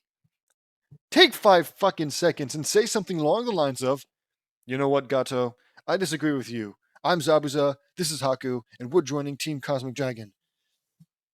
It's just easy. It's not that hard. You've got a billion lines. The longest chapter I think I've read yet. I don't know. I can't say that for certain. Uh, you can't do this one simple thing. Add one extra tiny little line. Okay, whatever. Kakashi saw Yamiko, Naoko, Mira, Tsunami, Inari, Zabuza, Haku, Pakura, and Zyagura, and he was shocked. Zabuza Momochi, the demon of the mist, says Kakashi. Kakashi Hatake of the Sharingan. I've heard so many big things about you, says Zabuza. It's mutual, says Kakashi. It's a pleasure to meet you, Kakashi, says Haku. Later, they were in the administration building, and Nicole knocked on the Hokage office door. Zabuza went back to the mist. Enter, says Lord Third. Well, then why did you say he was coming with you? Yeah, people joining us. Whatever. Enter, says Lord Third, but they went in. Welcome back, Team Cosmic Dragon. How did the mission go? Asks Lord Third. It was a 100% success, Lord Hokage. It went from C rank to double S rank. You just have to take my word for it, says Nicole. Lord Third gasped. Please explain what went down, says Lord Third. Oh, don't. Certainly. When we left the village, we had a run-in with the Demon Brothers of the Mist, and Rin blasted them with a fireball, and we captured them, says Nicole. So that's what that explosion was, says Lord Third. Yes. Here's the scroll containing the Demon Brothers, says Rin. Rin hands Lord Hokage a scroll. Thank you, Rin, says Lord Third. When we got to the ocean, we took a boat Tazuna had to the land of waves, and we couldn't walk on the water or we would be detected. We walked to Tazuna's house, and we heard some rustling in a nearby bush, says Rin. It was actually Haku's little white rabbit she has with her. Zabuza's sword, the executioner's blade, flew over us after Sis told us to duck, and we saw Zabuza standing on the hilt. We had a reunion with him after a year and a half, even though he was, apparently the bad guy or whatever, says Naruto. On our training trip, we saw Zabuza. We're really explaining that again? It's like, it's not bad enough that you're explaining it all again, but you're also going to explain why you know Zabuza, previous history. That's so dumb! On our training trip, we saw Zabuza and Haku being harassed by hunter ninjas, and we appeared and scared them off. Zabuza and Haku are dear friends to us, and we promised that whenever we got a mission to the land of waves, that we would go over to the mist and stop the bloodline holocaust. Oh, says Nicole. Nicole pulls out the Alliance Reinstatement Treaty. Here's an Alliance Reinstatement Treaty from the new Mizukage, Mei Terumi, says Nicole. Thank you, Nicole. It's good that the Mist now wants to reestablish our alliance with them, says Lord Third. Yeah, anyway, after our reunion, I had Zabuza give Gato a message from us. I told him that Team Cosmic Dragon, this is so unnecessary, will kill Gato and make him pay the ultimate price for everything he has done to the wave. Zabuza left, and we would see him and Haku in a week, says Nicole. After we arrived at Tazuna's house, we were reunited with Tsunami here. She is Tazuna's daughter, says Fu. It's a pleasure to meet you, Lord Hokage, says Tsunami. Pleasure's all mine, Tsunami, says Lord Third. We sat at the table and I asked Sasuke why he wanted to kill Itachi, and we decided to reveal the truth on why Itachi killed the Uchiha that night, says Naruto. Does Sasuke? Does Sasuke? Asks Lord Third. Yes, Sasuke knows the truth about the massacre, and he needs to have everything we told him confirmed, says Nicole. Nicole pulled out the file and handed it to Lord Hokage. Itachi gave that file to us and told us to give it to Sasuke when the time came, says Nicole. Is everything true, Lord Hokage? Was my clan going to launch a revolt and destroy the village, and was Itachi forced to kill all the Uchiha, including me? And did Danzo Shimura order him to do it behind your back? Asks Sasuke. Lord Third sighed. Yes, Sasuke, he did, and everything is true. Itachi was ordered to kill only the people that were going to launch a revolt, not the entire clan completely. Danzo's treachery completely destroyed the Uchiha and left you as the only survivor, says Lord Third. Thank you, says Sasuke. Sasuke left the office. He has to have some time to himself, says Nicole. I understand. Please continue on, Nicole, says Lord Third. I'm hanging on every word. Right, I left a shadow clone behind and trained Naruto, Sakura, Fu, Juri, Amy, Akiko, Rin, and Sasuke, while me and Lincoln went to the mist to stop the Bloodline Holocaust. We saw Pakura here being attacked by Mist Shinobi. The Sand Council's corruption sent her to her death, says Nicole. Yes, Lord Hokage, I was sent to my death as a fake envoy by the Sand Council, and Nicole and Lincoln saved my life, says Pakura. We assisted the Bloodline rebels and went into the Mist Administration building and met Yagura here. He was under the influence of mind control genjutsu from the rogue Uchiha that caused the Nine-Tails attack 13 years ago. We broke the genjutsu and Yagura stopped the Bloodline Holocaust, and for our heroic actions we were awarded these, says Nicole. Nicole, Lincoln, and Pakura showed their medals. The Sapphire Star of the Heart of Water. Congratulations to all of you, Nicole, says Lord Third. Thank you, Lord Hokage. Yagura decided to step down as the fourth Mizukage, and he made Mei Terumi his successor as the fifth Mizukage. We went back to the Land of Waves and prepared for the battle against Gato. We fought Gato, and it was fierce. Inari Tsunami, this part is going to be a little gory, and we don't want you two to hear this, says Nicole. I understand, says Tsunami. I'll keep you two company until we come back in, says Naruto. Naruto, Tsunami, and Inari were outside the office, and Nicole revealed all the gory parts of the and the Anbu hidden in the walls puked their guts out in the bathroom. Shut the fuck up. Shut the fuck up. Oh, Inari, this is going to be really gory, so I'm going to protect you from this by having you leave the room. Dude, he's the one that cut him all up. You know, he cut open his chest or something. No, wait, no. That was something else. Whatever, he decapitated him and cut him in other ways, I'm pretty sure. You didn't seem to care then. He certainly didn't either. But oh goodness, we don't want him to puke when I say that I shot his heart and then we burnt him to a crisp or whatever. It's stupid. It's asinine. It's a damn carnival in here. It doesn't make any sense. James doesn't know what the hell's going on. I certainly don't know what the hell's going on. I'm living like a circus act right now. Okay. Puking my guts out. I'm sorry I got you guys sick, says Nicole. Ha ha ha ha ha. That's all right, Nicole, says Lord Third. Thank you. You can come back in now, bro, says Nicole. Naruto, Tsunami, and Inari did. We then raided Gato's mansion and retrieved all of the money he stole, and we found a huge cache of weapons from the Uchiha and Uzumaki clans and all the clans that went extinct centuries ago. We found the women Gato captured and freed them, says Nicole.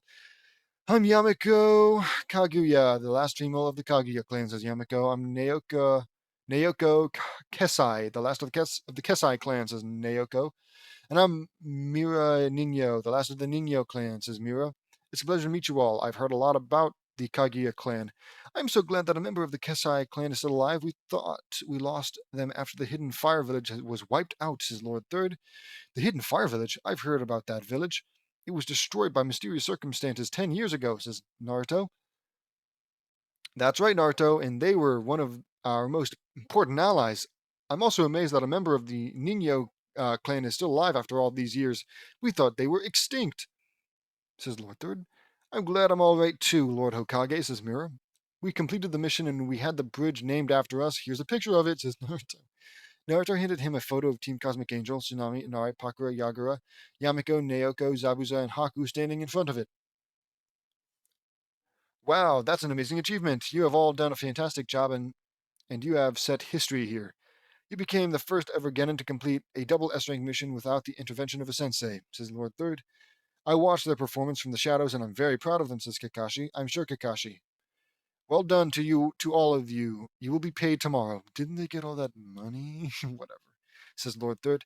Thank you, Lord Hokage, and just as promised, I will tell you how to defeat the paperwork. Use shadow clones to get the job done faster, Nicole, says Nicole. That's stupid. Of course you'd use that. Everyone in their fucking grandma would use shadow clones for everything to speed it up. Oh man, I can't do this task. It's taking forever, says the guy who can make clones of himself to help him with the task. That's the stupidest thing I've ever heard. James, you're not smart enough to have actually thought up of anything, are you? You're just like, oh, it's only the Hokage. Surely they're not smart enough to use shadow clones.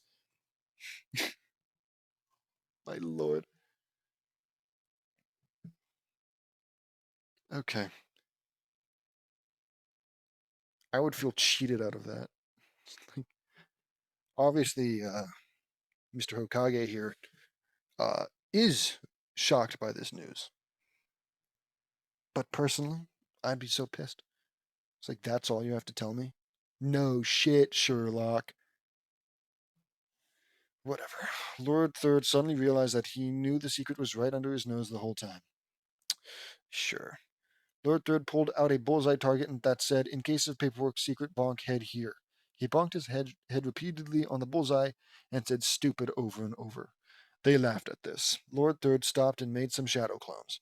They left and went back to Naruto's house, and Kushina hugged Naruto. Haku was instated as a medic shinobi for Team 9. Yamako was placed on Team Cosmic Dragon. Naoko was placed on Team 8, and Mira was placed on Team 10. Inari was enrolled into the academy. Continues in part 5. Oh, dear Lord. Oh, good Lord. What a drudge. It's bad enough that these long chapters are always guaranteed to be so annoying. But on top of that, it's the fact that it's all stuff I've seen, I've read it at least twice before. It's not interesting. It's not entertaining, and it sure shit isn't different. This would have been hell even if it was half as long as it was. Okay, well, whatever. It's cool. I don't mind. So, let's do the next one. What does the comments say? I gotta sign in. Okay, well, never mind. Chapter 199. This one's just a little bit shorter. It's a little bit shorter.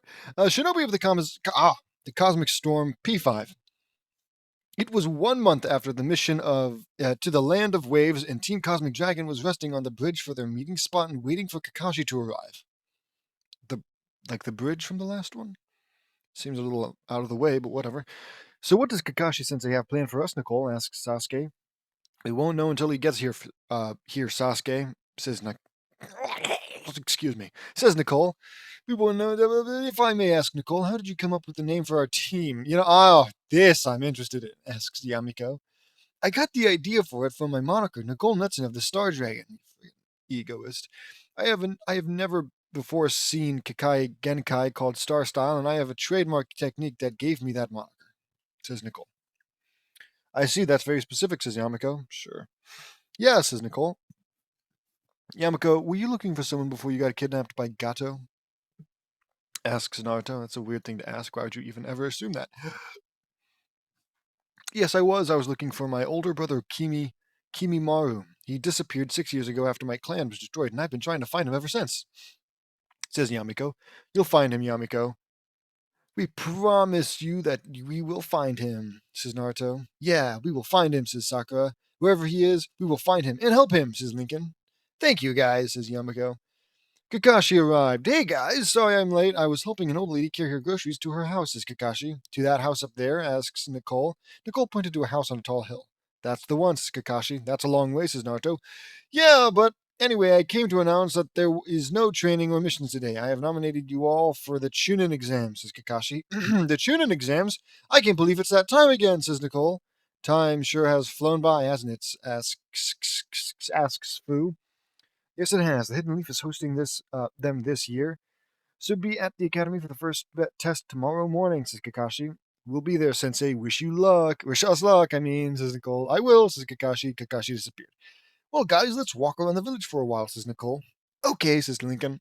They walked around the village and discussed what the tuning exams were going to bring.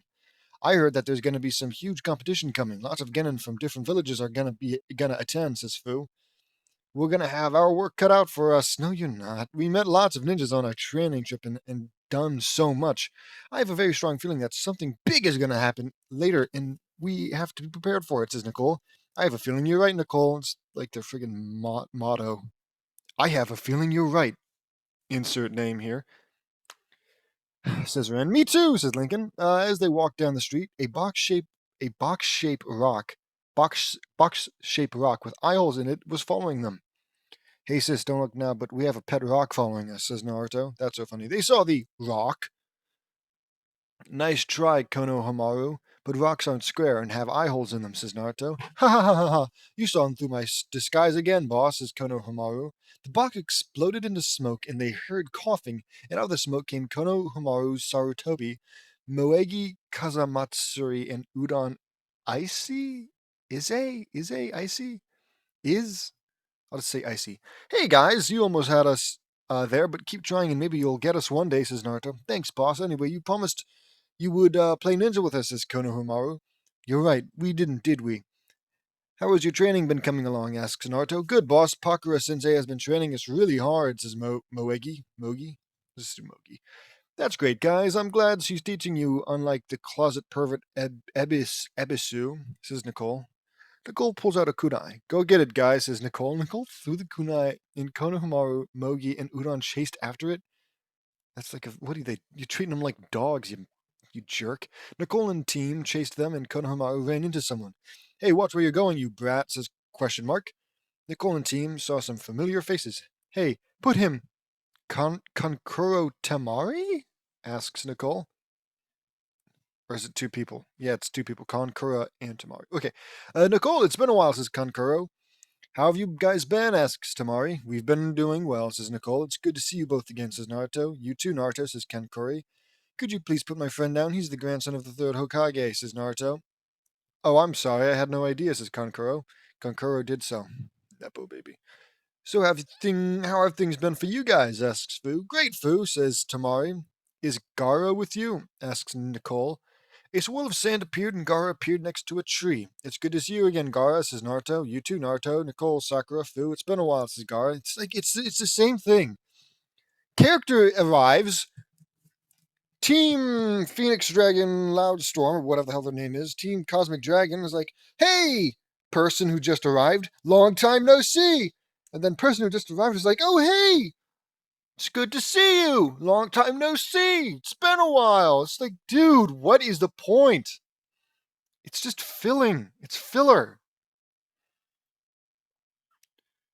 Okay, whatever. You two are technical, Sakura. Says Garth. That it has. Gara, says Sakura. Oh, I'm sorry, guys. We met the Sand siblings on a training trip 4 years ago, says Nicole. Yeah, Gara is the one-tailed Jinchuriki, and he has had a worse childhood than me, says Naruto. Yes, Shukaku has always been the nutcase of the nine-tailed beasts, and me and Naruto found out that Gara's been having a lot of problems with him, says Natsumi. Natsumi is correct. The sealing jutsu used to hold Shukaku into me was poorly created and faulty, and I couldn't get any sleep, and I was always awake all the time, says Gara. It's true, says Nicole. Oh man, sorry. We're their teammates, says we're their teammates. I'm Sasuke Uchiha, says Sasuke. I'm Amy Matarashi, the Cobra Swords Mistress, says Amy. I'm Akiko Suzuki, the Maiden of the Nebula, says Akiko. I'm Rinohara, veteran of the Third Great War, says Rin. I'm Juri, the Sea Dragon Maiden, says Juri. And I'm Yamiko Kaguya, says Yamiko. Pleasure to meet you all, says Tamari. Same here, it's an honor, says Gara. It's a pleasure, says Kankuro. I need water. Ah. So, where was I? It's a pleasure. We have some disturbing information for you all. Orochimaru's coming to the Chunin exams, and he's going to be disguised as a grass ninja. Says Gara. They gasped. How did you find this out, Gara? Asks Nicole. I have a technique that's called a spy jutsu. I found out that Orochimaru is going to be launching a joint attack invasion with his village, the Hidden Sound, and the Hidden Sand village on the Leaf during the finals of the Chunin exam, says Gara. Orochimaru's coming. We knew that Orochimaru had something big planned in the future when me and Naruto rescued Rin from one of his labs, but we had no idea that that's what he was planning. We appreciate this info, Gara, says Nicole. No problem, Nicole, says Gara. We have to tell the Hokage right now, says Lincoln. Right, let's go, says Nicole. In the Hokage's office, Lord Hokage was relaxing while his clones worked when Team Cosmic Dragon bursted in. Lord Hokage, we have big problems, says Nicole. What's wrong, Nicole? Asks Lord Third. We met our friends from the Sand siblings again, and we found out that from Gara that Orochimaru is coming into the Leaf, says Nicole. Lord Third gasped. Take 5, guys, says Lord Third. He's his clones to dispel. Orochimaru's coming, he asks. Yes, Grandpa. Gaara said that he's going to launch a joint invasion with the Hidden Sand and his village, the Hidden Sound, during the finals of the Chunin exams. Orochimaru is going to be disguised as a grass ninja so he can study all our shinobi completely undetected, says Naruto. Lord Third gasped. This is bad. I knew this was going to destroy the leaf. I knew his was going to destroy the leaf, but I didn't think he was going to do something big like this. Yeah, no, he was going to destroy the leaf with something small, you ignoramus. Inbu, says Lord Third. The Inbu arrived. Yes, Lord Hokage, asks Eagle. My friggin' nose is so itchy. We have a triple S rank emergency on our hands. My wayward student Orochimaru is going to invade the village with a combined attack from the sand. Oof! Holy, the sand and sound villages during the finals. We call all of our shinobi and tell them to return to the leaf immediately. Also, when the exams begin, keep a strong eye on all grass and sound shinobi, and maybe also sand shinobi, and do not let any of them out of your sight. Orders the Lord Third. Right away, sir, responds Eagle. The Anbu vanished. Thank you for telling me this, guy, says Lord Third. You're welcome, Lord Hokage, and I'm willing to bet 1,000 bowls of ramen that Orochimaru is here to get Sasuke into his pedophilic clutches. Oh, that's rich. Oh, that's ironic.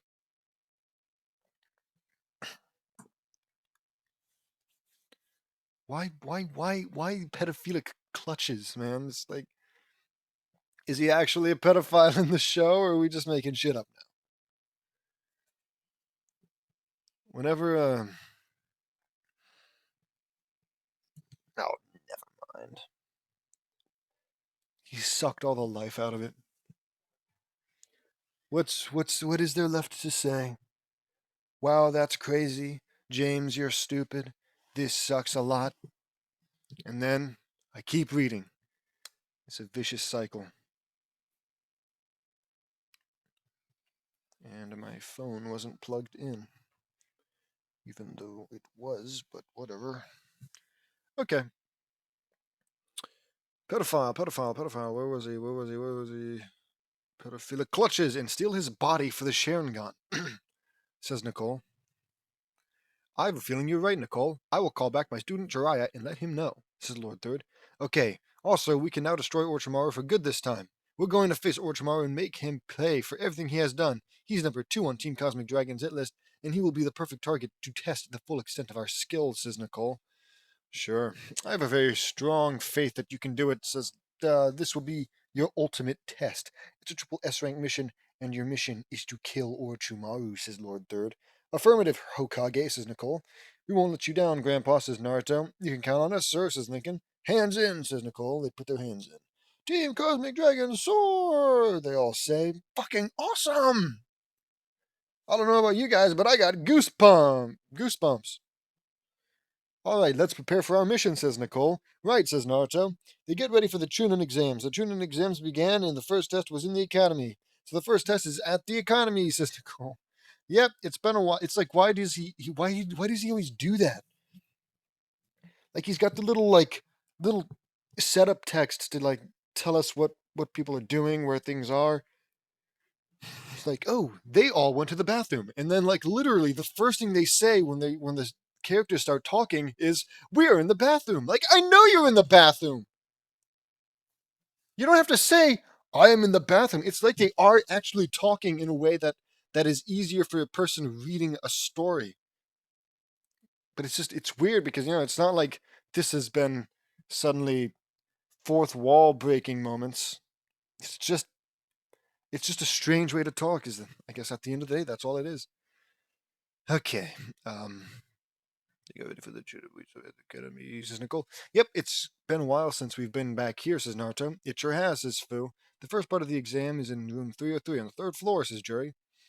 I sense Orochimaru's presence here. We can't let him affect us in any way, says Lincoln. Yes, Orochimaru has been known to be a talker, and he likes to mess with your head. So if he talks, don't listen to him, says Nicole. Well, if he's disguised, you won't really know, but whatever. Right, says Sasuke. We heard about that, says Sakura. We will make him pay for his crime, says Rin. Yeah, says Nicole. They saw a hallway and it had a genjutsu around it. It was made to look like the third floor. Neji, Tenten, and Lee and Haku were there. It's a genjutsu created to weed out the weaker contestants. I got this, says Nicole. Nicole walked up to the illusion. Neji, Tenten, Lee, Haku, how are you all doing? Asks Nicole. We're fine, Nicole, thank you, says Neji. It's been a while, hasn't it? Asks Tenten. It sure has, I got this, says Nicole. Turn back now. In these exams, lots of people have died and never made it back, says question mark. I know that's what I know what you're trying to do, and it won't work. Now drop the genjutsu, says Nicole, forming a ball of ki in her hand, or I'll blast the door and you. That's so cool. They were scared and the genjutsu stopped. That was youthfully clever, Nicole, says Lee. I don't know what the hell that means. Thanks, Lee, says Nicole. That was to weed out the weaker contestants, says Naruto. But, like, it kind of doesn't. Shouldn't you have, like, I don't know, not helped them? Because if they get fooled by that, but then they get bailed out by you, what happens when, like, they go into combat, you know? And then somebody pulls that trick. Well, we know they've fallen for it before, and you might not always be there to bail them out. So is it, like, better to just leave them and let them fail? I think so.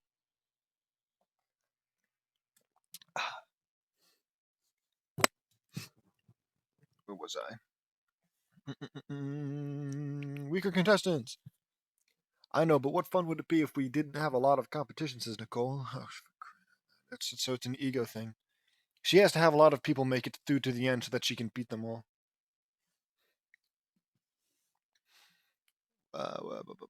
You have a point there, says Naruto.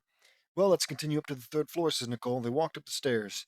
So, how's your training under Guy Sensei doing, Lee? Asks Nicole. It's been going good, Nicole. Guy Sensei is the most amazing, most youthful sensei ever, says Lee. I believe it, says Naruto. Believe it! Me too, says Sakura.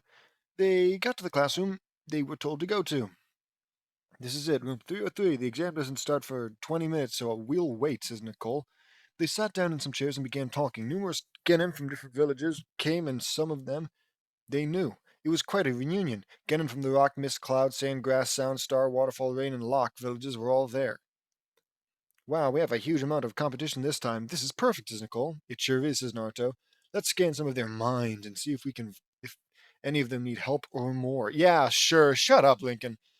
He's trying to make it seem like it's like a good thing that they're doing. We're good people. We're not, invading your minds for a bad reason. We're just looking to see if you need help. Hey, how about you walk over with your mouth and say stuff with your words and, like, I don't know, something along the lines of, "Hey, do you need help?" Instead of, abusing your power. No doubt this is going to reveal Orochimaru or a similarly nefarious villain. Good thinking, Lincoln. We learn more about them and we find out who's in trouble and we can find Orochimaru in the process as well, says Nicole. Nicole scanned them with her telepathy and found some shinobi with very disturbing pasts, and she found out some terrible things about a girl from the Sound.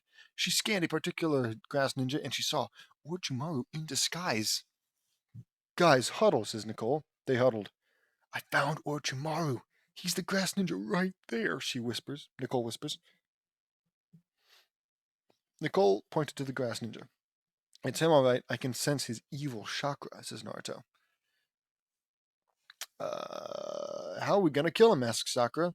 We're going to have him come to us and trap him, and then we're going to kill him in space, says Nicole. Okay. Oh, space. Right. Yeah. Sure. Oh, I get it. Leave that to me, says Akiko. Bingo. Here's what we do, says Nicole. Nicole whispered her plan, and it was a genius one. I'll have to take your word for it. Ibiki Morino appeared. All right, maggots, into the classroom, says Ibiki. They went in, and the written test began. Team Cosmic Dragon finished 2 minutes in. Sure. Naruto helped the Sound Kunoichi by sending her the answers telepathically. I think that's sure. She smiled at him and thanked him with a wink. Aww. Naruto saw a girl with red hair and red eyes. She was an Uzumaki. After the test was done, Ibiki played mind games with them. But Nicole and Team Cosmic Dragon were not going to let them affect them. Can the mind games scar? Can Oh, can. Like, can it. Can the mind game, Scarface. Are you making fun of his physical appearance? You jerk. We know what you're trying to do, and it won't work. I have a mind game for you. Welcome to your worst nightmare, says Nicole. Oh, Nicole's eyes glowed red, and Ibiki suddenly found himself in a nightmare universe of horrific proportions.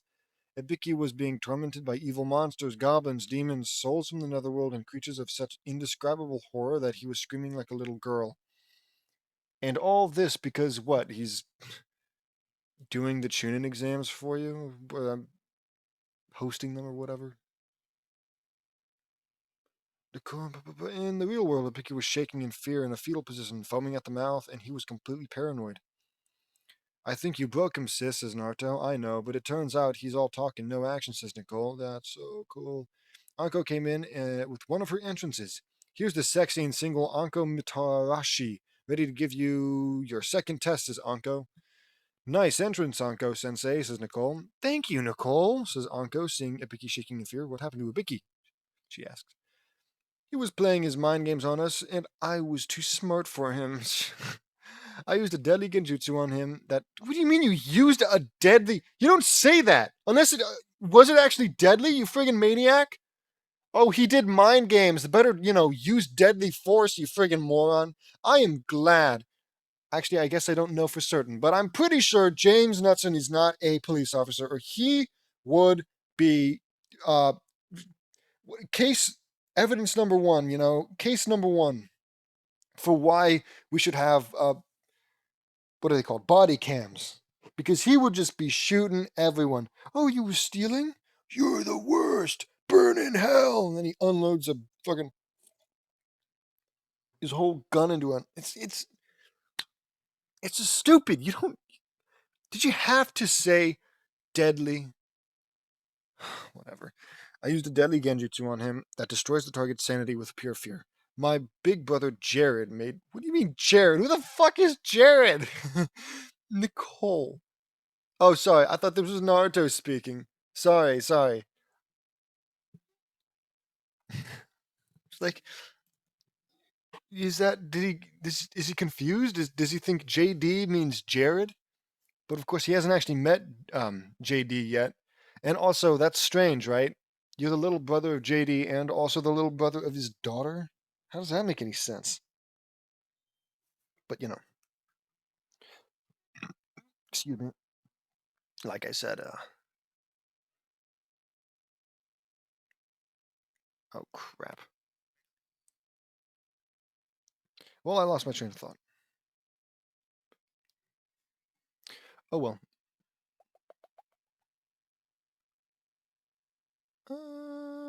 Big brother Jared made this technique, and me, and my siblings learned it from him. It's called malevolence insanity, says Nicole. It's true, Sister Anko. Nicole showed us this power, and it is horrifying. When the target looks right into Nicole's eyes, they get taken to a nightmare universe that is really horrifying, and it is not pretty. The target is trapped in this universe for however how long the target decides, and it completely destroys the target's sanity with fear, and their worst nightmares come to life. What do you mean it's determined by how long the target decides? Okay, I want to be trapped in there for 0 seconds. Everyone gasped in horror. That sounds like a jutsu of incredible fear, says Kaiba. No kidding, says Ino. It's true, guys. Nicole showed us the universe that it takes the target to, and it is horrifying, says Fu. I must admit, Nicole, that is really sadistic. Yeah, it is. I like it. Of course. Fucking, of course. I'm very impressed, says Anko. Thanks, Anko. Oh, Nicole gives Anko a message. Could you give this to Lord Hokage for us? She asks. Sure, Nicole, says Anko, taking the message. All right, maggots. Maggots? Your second test is at Training Ground 44. Meet me there in 1 hour. Don't be late. Says Anko. Excuse me. Anko left through the window. Later, they were walking towards Training Ground 44, and they arrived in 45 minutes. The Forest of Death. I had a feeling that Anko would hold the second test here, says Nicole. I'm starting to think maybe Nicole is more of a Mary Sue than her father, which is, I don't like calling JD a father. It's It's a scary thing to imagine that he might have some young brain he can mold into into his own. I do genuinely wonder if James now has kids, because I want to say no, but I guess it's not impossible. If he does, I hope he's got. If he does, I hope he's not as crazy with them as he is in this. Where the hell was I? Second test here, says Nicole. Uncle lives here, and I know this forest like the back of my hand, says Amy. Well, we all do, Amy. Yeah, shut the fuck up, Amy. We all do, Amy. Team Cosmic Dragon has been in here before, says Naruto. Yep, this is gonna be sweet, says Nicole. Anko arrived.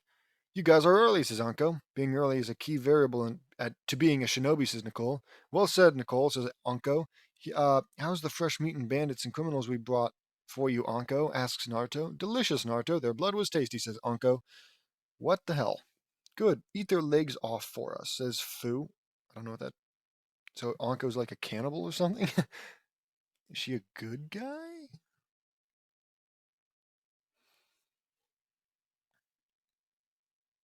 Oh, I will.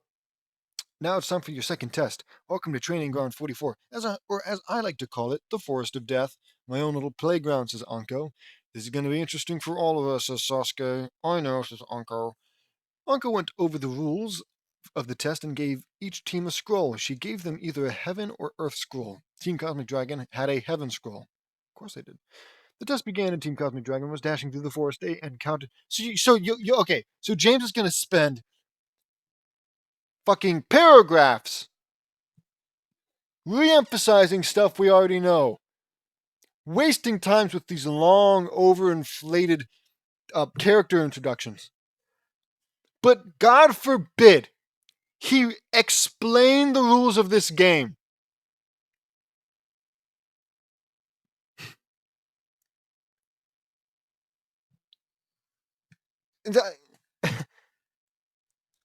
Don't get me wrong. It's probably come up before, right? It's a solid chance with all these stupid Naruto chapters that we've had. That being said, if you're going to because I don't remember, but maybe that's my fault. But anyways, if you're going to spend so much time regurgitating words and lines and moments and all that, could it at least be something like this? Where the last time we heard about it was maybe a couple chapters ago, as opposed to literally last chapter, where Nicole gave an entire uh, summary of the chapter at the end of the chapter. It's like, we don't need that summary. Nobody's here being like, oh, thank God I got to read the part where Nicole gave the summary about what I just read. Whatever. Insane behavior. The test began and Team Cosmic Dragon were dashing through the forest. They encountered a Rain Ninja team right off the bat and beat them and found the scroll they needed, the Earth Scroll. When they left, they heard malevolent laughter. Right on schedule, says Nicole in her head. Out of the trees came Orochimaru disguised as a grass shinobi. Well, hello there. It's nice to finally meet you all, says Orochimaru. It's mutual, Orochimaru. Of the Sannin, says Nicole. Orochimaru revealed himself, and Akiko activated her nebula transmogrification abilities, and the area turned into the Carina Nebula in the constellation of Carina the Stern. Wow, wow, wow, echoes Nicole. Where are we, says Naruto, asks Naruto. Cool. Space. I wonder if that's an actual, you know, shot of space. Probably not. Space is a pretty cool place, though. What the heck am I? I know this nebula. It's the Carina Nebula, one of the most productive star-producing nebulae in the galaxy, says Nicole. Yes, I figured it would be perfect for our trap, says Akiko. You tricked me, says Orochimaru. You fell right into our trap, Orochimaru, and our mission is to kill you, says Nicole. You plagued the 5 great nations for far too long, says Sasuke. And now it ends, says Fu. It's time for you to die, says Nicole. Nicole then went Super Angel 3 and they spread their wings and savagely overwhelmed Orochimaru with incredible ferocity and power. Akiko's nebula transmogrification abilities completely neutralized Orochimaru's chakra and made him unable to use any jutsus because, he would have won otherwise. Orochimaru was completely powerless against them. Alright, guys, I think I'll have some fun with him before I kill him, says Nicole, our hero. She was celebrated for being a sadistic not 5 minutes ago, so I guess I shouldn't really be surprised. Go for it, sis, says Naruto. Show no mercy, says Sakura. I don't intend to, says Nicole. Nicole punched him in the face and knocked out some of his teeth. Has anyone ever told you that you put on Tsunada's makeup to make yourself look pale? Asks Nicole. Why you? It's not really. It's almost like you're trying to inform him that that's what he's doing. Like he doesn't know. It's just, it's a failed attempt is what I'm trying to say. L Ragebait. Poor Ragebait. Why you? Exclaimed Orochimaru. I struck a nerve, didn't I? I can understand why you're a gay, homicidal, maniacal pedophile that loves little boys, taunts Nicole. Yeah. Yeah. Gay, huh? So, yeah, I mean, megalomaniacal, you sure, pedophile, yeah, that's an insult. Homicidal, sure. Gay? One of those is not like the other, James. Is there something you need to say? Perhaps you are none too excited, none too happy or pleased with gay people? Like, I use gay as an insult jokingly sometimes, but I obviously don't mean it. But this is clearly meant to be meant.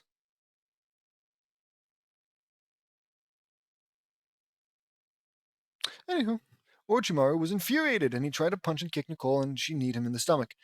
Your breath is terrible. What do you mean? Oh, like stinks. Your breath is terrible, Orochimaru. What did you get? Why? What did you do?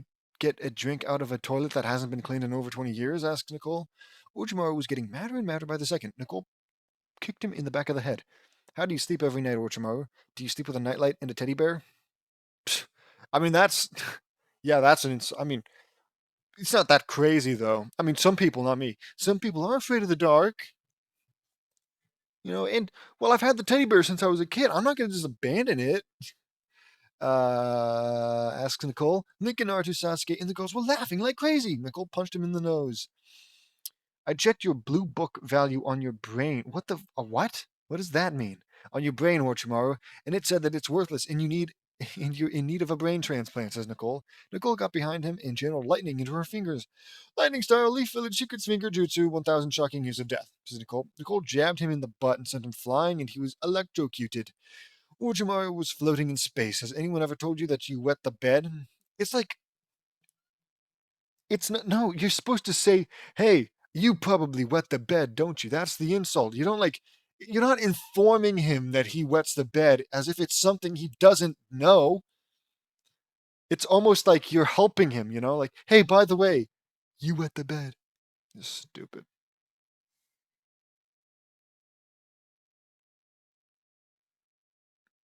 What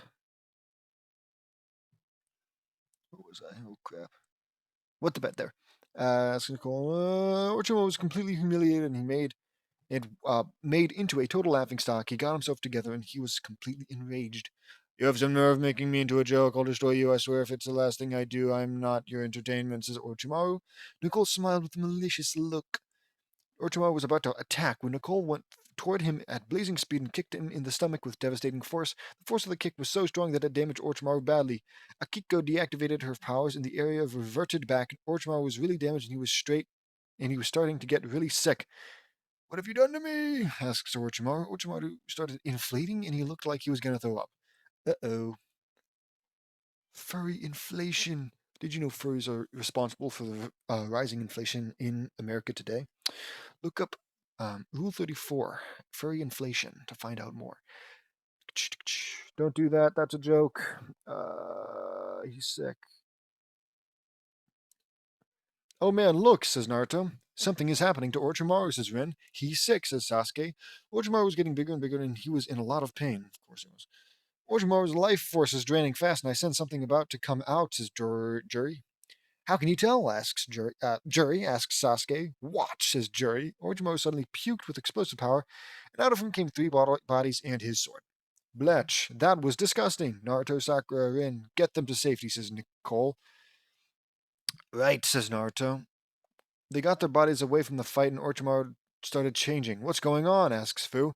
Orochimaru's hair became white as a ghost, and his body became wrinkly, and he aged rapidly, and he looked like he was 150,000 years old. Whoa, look at Orochimaru. He looks really old, says Sasuke. Yes, we have won. Orochimaru was no match for our power, says Naruto. Unbelievable, says Rin. Orochimaru looked at Nicole with extreme rage and unbelievable fury. Girl, you wretched... What the heck is this? Girl! You wretched insects, you all made a fool of me, says Orochimaru. And we show no remorse in doing so. Time to die. Everyone together, says Nicole. Here we go. Lion King's The Rightful King music plays. Okay. Yeah, I was about to look it up, but I'm a little afraid that... I mean, it seems silly, but if Disney so pleases, I would imagine they'd have a pretty easy time copyright striking, and that would just suck, you know? Small little channel like ours. Best to avoid such situations. They savagely overwhelmed Orochimaru, and he was completely powerless against them as the ferocious fires of the Netherworld raged in the background. And the fire was so explosively intense that it shook the entire fabric of the universe to the very core. And the entirety of the five great nations was feeling the sheer ferocity and viciousness of the fight. Lightning flashed in the storm clouds, and built up over the forest in the land of fire.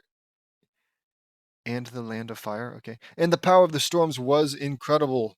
The fight was so ferocious and explosive that it was unbelievable as massive explosions decimated the forest around them. And, in case you couldn't see that was fire, thunderous shockwaves blasted apart the landscape with powerful force. They were going to make sure that Orochimaru pays the full extent of the ultimate price, 100-fold, for everything that he has done to the planet, and send him off to the darkest pits of the Netherworld for all eternity. Numerous shinobi and kunoichi from all over the Forest of Death arrived and watched the fight, and everyone couldn't believe what they were seeing. Orochimaru was the most dangerous shinobi in the world and the greatest traitor since Madara Uchiha, and was being completely overwhelmed by 11 genin of incredible power. They stopped, and Orochimaru was on his last legs. And of course, he's still friggin' alive. This might take the cake for the most overkill in, it's stupid, man. It's stupid. That's cool, though. Lightning is dope. Unless this is, fake, but I'm just going to pretend it's not. Awesome. It's not even describing a fight anymore. It's just like, oh wow, lightning is happening and fire is happening, and is this like a consequence of them using their powers? Are their auras so strong that they're changing the weather around them as it happens? Yeah, I don't know. It's stupid. It's stupid. And he's still alive, so don't worry.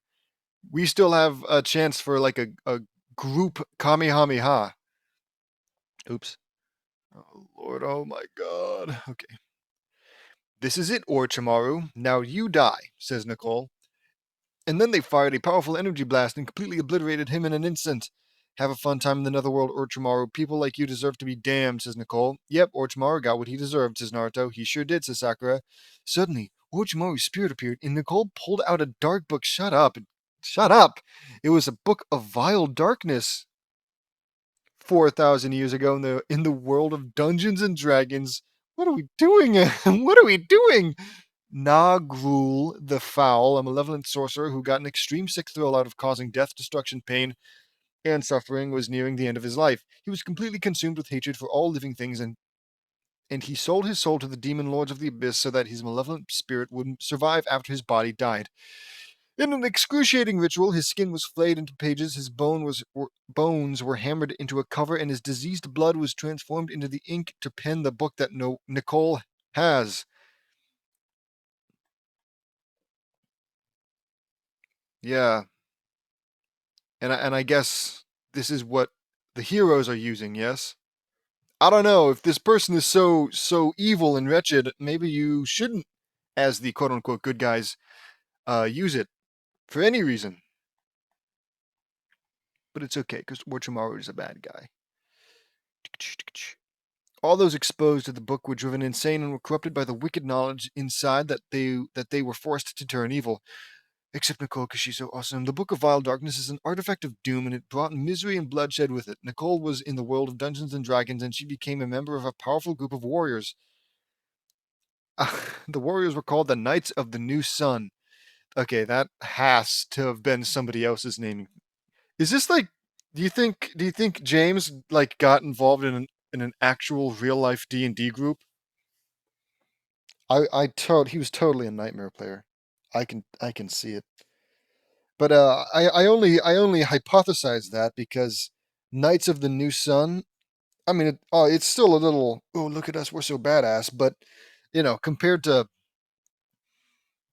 what James usually names his stuff, Cosmic Dragon, Phoenix Loud, Storm. There's always got to be some kind of mythical creature in it. Maybe some kind of. Oof, excuse me. Some kind of cosmic or space element.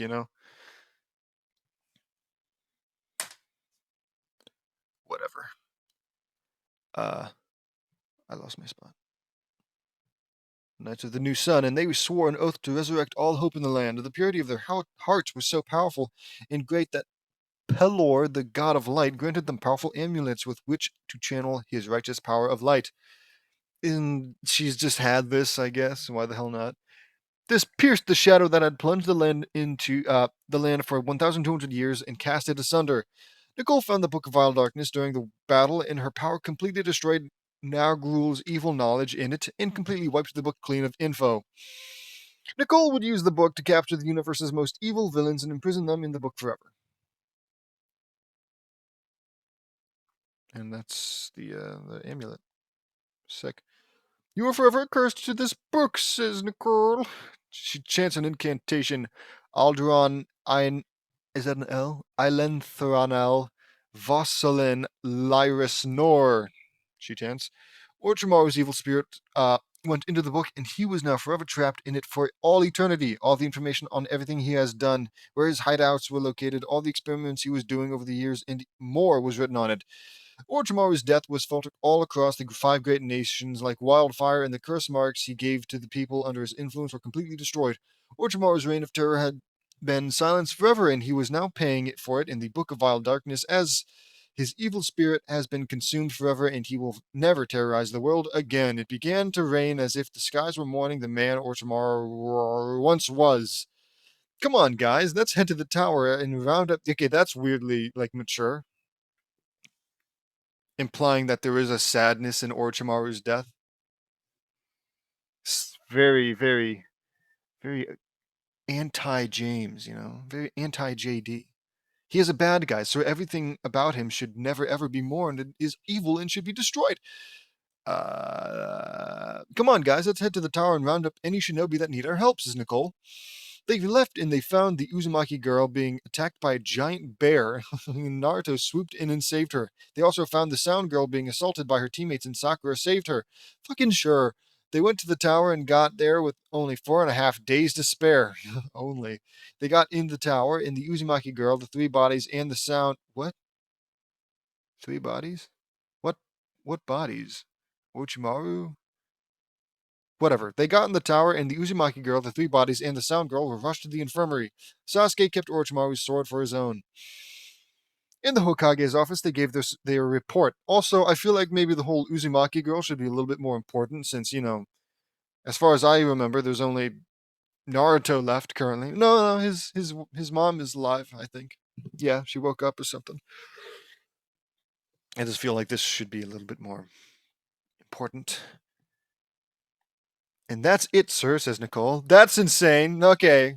Who killed James and replaced him? Because no, you don't do that. If you could have done that all along, you wouldn't have done it for the fucking Land of Waves chapter. Alright? In the Hokage's office, gave their report, and all we hear is Nicole wrapping it up. Couldn't have done that last time, could you have? Couldn't have saved me a good 10 minutes of rereading stuff that I already friggin' knew. Amazing, absolutely amazing and incredible. Orochimaru was completely powerless against you all. Outstanding job to all of you. Well done to all of you, says Lord Third. Thank you, Lord Hokage. We still have all of his mess to clean up, says Nicole. Yes, I know. Now get some rest, all of you. All of you, all of you. You all earned it, says Lord Third. Thank you, sir, says Nicole. They left the office and Lord Hokage rested, knowing that Orochimaru is gone and he will never terrorize the world again. Continues in part 6. Fantastic. Yep, awesome. It just keeps getting better and better and better.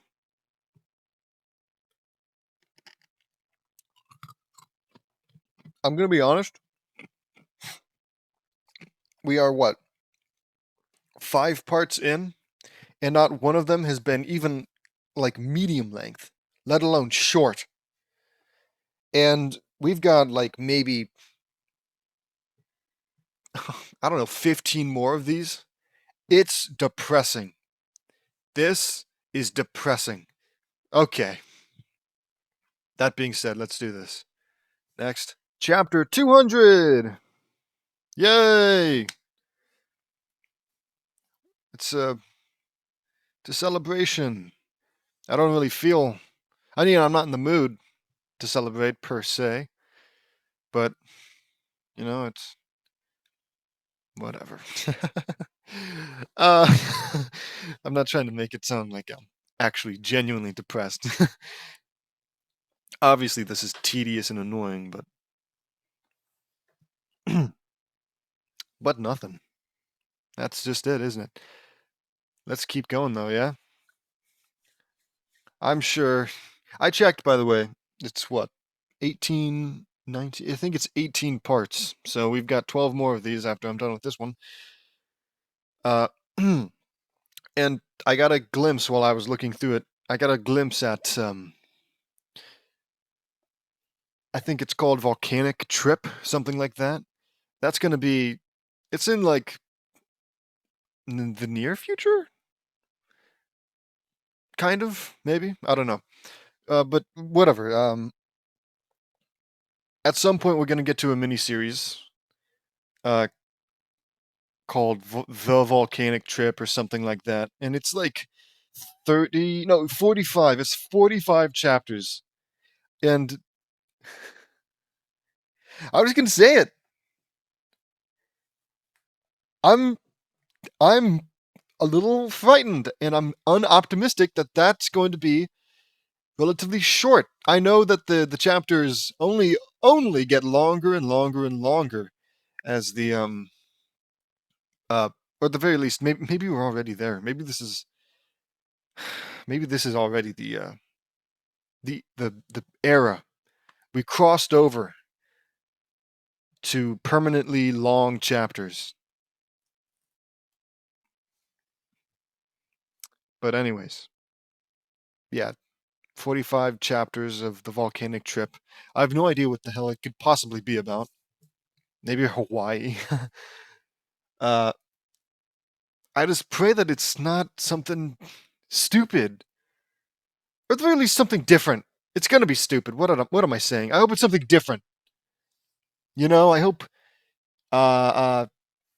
instead of our 18th visit to the Naruto universe, it's somewhere completely new.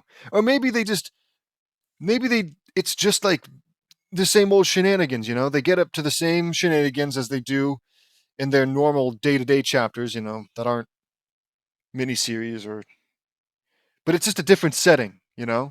Like they basically just move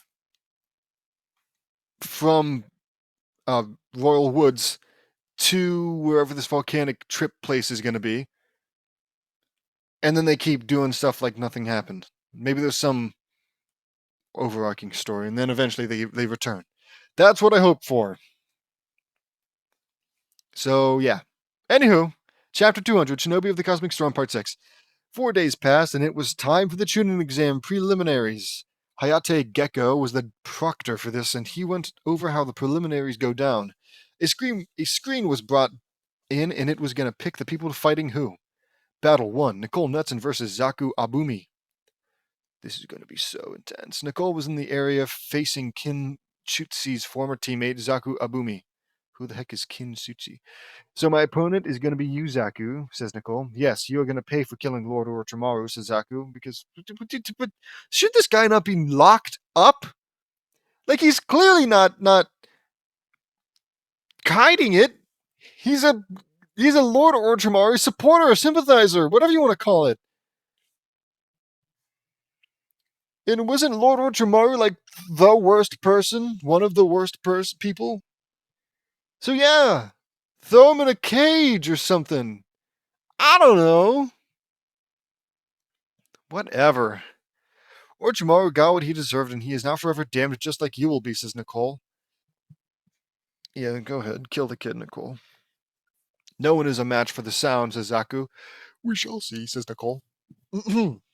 Nicole then snapped her fingers, and the arena became two tall hills, and on top of them were houses, and they were firing bullets at each other? Lincoln saw this. Whoa, I know this event. Nicole put us right in the middle of the Hatfields and McCoys feud, says Lincoln. Okay. I didn't think that would come up in this ever. Whatever. Where was I? Hatfields and McCoys, asks Sakura. Nicole's sister Jessie is the history whiz of the family. She taught me and my family a lot about history, says Lincoln. That's amazing, Lincoln. What is this feud? Asks Sasuke. It happened from the year 1881 to 1889, and the Hatfields and McCoys were hillbilly families that lived on the West Virginia-Kentucky border in the United States of America, and they were known for having the most brutal family feud in the history of the world, says Lincoln. Boy, these people must have hated each other's, one word, by the way, each other's guts with a terrible vengeance, says Sakura. That is horrible. What caused this feud? Asks Fu. From what I was told, they were fighting because of the American Civil War, land disputes, and revenge killings. It ended with most of the Hatfields being in prison for life, and one of them was condemned to be executed by capital punishment, says Lincoln. That feud was brutal, says Ren. No kidding. I may be sadistic and love seeing people suffer, but this is more than just feud. I would call it a massacre, says Amy. Spoken like a true, fake, sadistic person. Shut up, you poser. No kidding. They have to stop fighting, or both sides will die, says Sasuke. How did they not think of that? They stopped in 1889, but they don't fight physically anymore. The descendants made up in 1971, says Lincoln.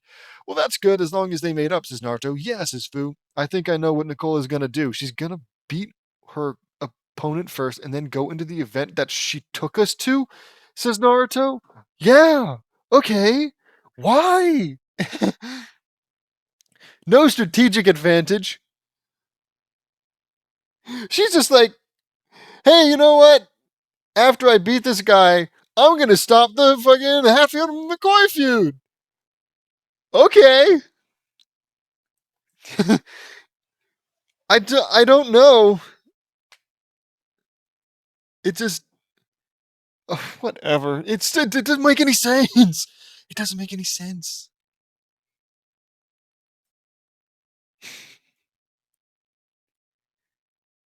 It's like, James, look, if you want to go back to, like, the normal story because you're bored of Naruto, I believe you me, we all are.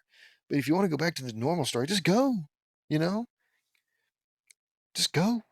Have them go back to using the simulator to go into historical events and rewrite history or whatever. Do it. Even though it's not a time machine, quote unquote. It's not a time machine. Even though it is. It totally is. But it's not. It's not. Okay, that could be the case, Naruto. Let's watch and see, says Jury. Nicole dashed and kneed Zaku in the crotch and punched him in the face and knocked him out. That was a waste of my time. Now to stop the Hatfields and McCoy feud, says Nicole. Nicole pulled out a scroll and she unsealed an elephant gun. It was a modified Winchester 1901 rifle made into an elephant gun. Can you do that? Don't elephant guns have like gigantic barrels? Don't the bullets they shoot, aren't they gigantic as well? Or is it just buckshot? That can't be buckshot. Elephants are gigantic. They need to use something big. Whatever. Or maybe that's just what an elephant gun is, a modified Winchester. Who cares? I've always been a master sharpshooter with this, says Nicole. Well, if you're using a big ass elephant gun, what can't you hit when your barrel is that big? Whatever's coming out of that thing is gigantic or very, very widespread, spread out. I've always been a sharpshooter with this. She just brings out a rocket launcher. Nicole loaded it and aimed it at the Hatfields' house. Go ahead, make my day, says Nicole, imitating Clint Eastwood. I don't actually think I know who Clint Eastwood is. Well, I think I know him. But I don't know the face, I don't know the voice. I've certainly encountered him, I know I have. Nicole fired. Bang! The bullet blew a hole in the side of the Hatfields' cabin. Nice shot, says Naruto. Nicole flew up to the Hatfields' house, and the Hatfields saw Nicole pointing the gun at them. I am your angel of death, here to deliver a warning. We will stop this brutal feud right now, or you will all pay the ultimate price, says Nicole, cocking gun. You don't scare us, stupid girl, says William Hatfield. Oh no? Asks Nicole. Nicole fired the rifle and it blasted off a Hatfield's leg. Bang! Do I look like I'm scaring you? Asks Nicole. Yes. The Hatfields were scared and they waved a white flag of truce, and the Hatfields and McCoy were friends forever. Clearly, Nicole favors the McCoys, I guess. Just flew over, blew off one of their legs.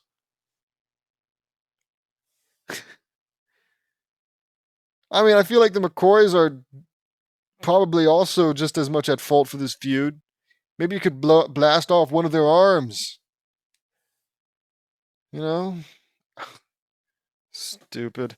That's better. Now shake hands, says Nicole. They did so. Now hug, says Nicole. They hugged. Thank you. Now never fight again. Or else, she threatens. Nicole went down the hill and saw that Zaku was starting to get up. You wretch. I will kill you, says Zaku. I don't think so, says Nicole. The arena reverted back, and Nicole had fired an energy blast and vaporized him in an instant. All that was left of him was his sound headband, and Nicole slashed through the symbol and kept the headband as a trophy. Awesome. That's so cool. By the way, are you supposed to kill? uh, whatever. I don't know. It's I keep thinking, oh, maybe I should watch Naruto since it comes up so much in this stupid fan fiction. But at the same time, I feel like out of malice, that doesn't sound right. No, I can't think of another word. Out of spite. Out of spite, I simply refuse to watch Naruto because of James. Where was I? Averted back, headband. For your crimes of this world, you are for your crimes on this world, you are sure to be damned, says Nicole. Nicole wins, says Hayate. Everyone cheered. Way to go, sis, says Naruto. Thanks, bro, says Nicole. You were awesome, Nicole, says Lincoln. This was an alternate time and not the real thing, says... luckily, this was an alternate time and not the real thing. What does that mean? What are you saying? Oh, thank goodness you didn't actually kill that person in the real timeline? I don't even know what that means, since, you could just snap your fingers and make this alternate timeline merge with the real timeline, and I mean, it still happened. You still killed that person. Stupid! Lincoln Loud versus Kankuro. Battle 2. I said that wrong. Lincoln was facing Kankuro. Let's give him a good fight. Them a good fight, Kankuro, says Lincoln. I intend to, Lincoln, says Kankuro. I have just the event in history for this match, says Nicole. what are Nicole's powers again? Because she's just doing everything. Nicole snapped her fingers, and the arena changed into the siege of Yorktown during the American Revolutionary War. I know this battle. This is the siege of Yorktown during the American Revolutionary War in the 18th century, says Lincoln. Sure. What was this battle known for, Lincoln? Asks Kankuro. Here we go. It was the final battle during the American Revolution. It took place in Yorktown, colonial Virginia, and it was the decisive battle that would decide if America would be free or forever part of British rule. This battle was in 1781, and we had the British outnumbered. Our troops were led by General George Washington, who would later become our great nation's first president and one of the founding fathers of our country. The British couldn't go anywhere because the French Navy blocked off the coast leading in and out. The French decided to help us win the American Revolution because they hated England for the humiliating defeat they dealt them in the event called the 7 Years' War in the 1750s. The French Navy blocked off the coastline and prevented the British from getting in or out, and this led to the British surrendering back on October 19th, 1781, says Lincoln. There. Wow, that sounded like a tough battle, says Kankuro. Yep, but it was a battle that brought an end to the American Revolution and gave America its independence, says Lincoln. Woohoo! That's amazing. I had no idea all this happened where you're from, Lincoln, says Kankuro. It is cool, huh? Let's show them a fun fight, says Lincoln. Kankuro got his puppet out, and it was a cool one. Awesome puppet, says Kankuro. Awesome fuck. Awesome puppet, Kankuro, says Lincoln. Thank you, Lincoln. His name is Crow, and the Hidden Saint is known for using them when we fight, says Kankuro. I wouldn't say it's awesome. I'd say it's actually a little creepy and ugly, but it's just my opinion. That is cool, says Lincoln. Lincoln spread his wings and flew into the air and fired lightning at Kankuro. Kankuro and Crow fly into the air, and Lincoln and Crow got into a powerful fist and wood fist fight. Okay. Lincoln was blocking and dodging all of Crow's controlled punches and kicks, and he was using lightning fast speed and reflexes. They stopped 20 minutes later, and Lincoln was still standing ready, and Kankuro was getting exhausted. You're good, Kankuro. You have amazing control over your puppet, and it is an amazing fighter. I have a cool trick for you, says Lincoln. Lincoln pulled out a flute and began playing Adrian von Ziegler's Wolf Blood, and Kankuro was feeling sleepy. I'm feeling sleepy, says Kankuro. Kankuro fell asleep, and the arena reverted back, and Hayate checked him. Lincoln wins, says Hayate. Everyone cheered for him, and Lincoln went back up to the balcony. Great job, buddy, says Nicole. Crap. Thanks, Nicole, says Lincoln. You were awesome, Lincoln, says Fu. Kankuro's puppet gave me an amazing workout, says Lincoln. It sure did, says Nicole. Battle 3, Nicole and Naruto versus mystery opponent. Whatever.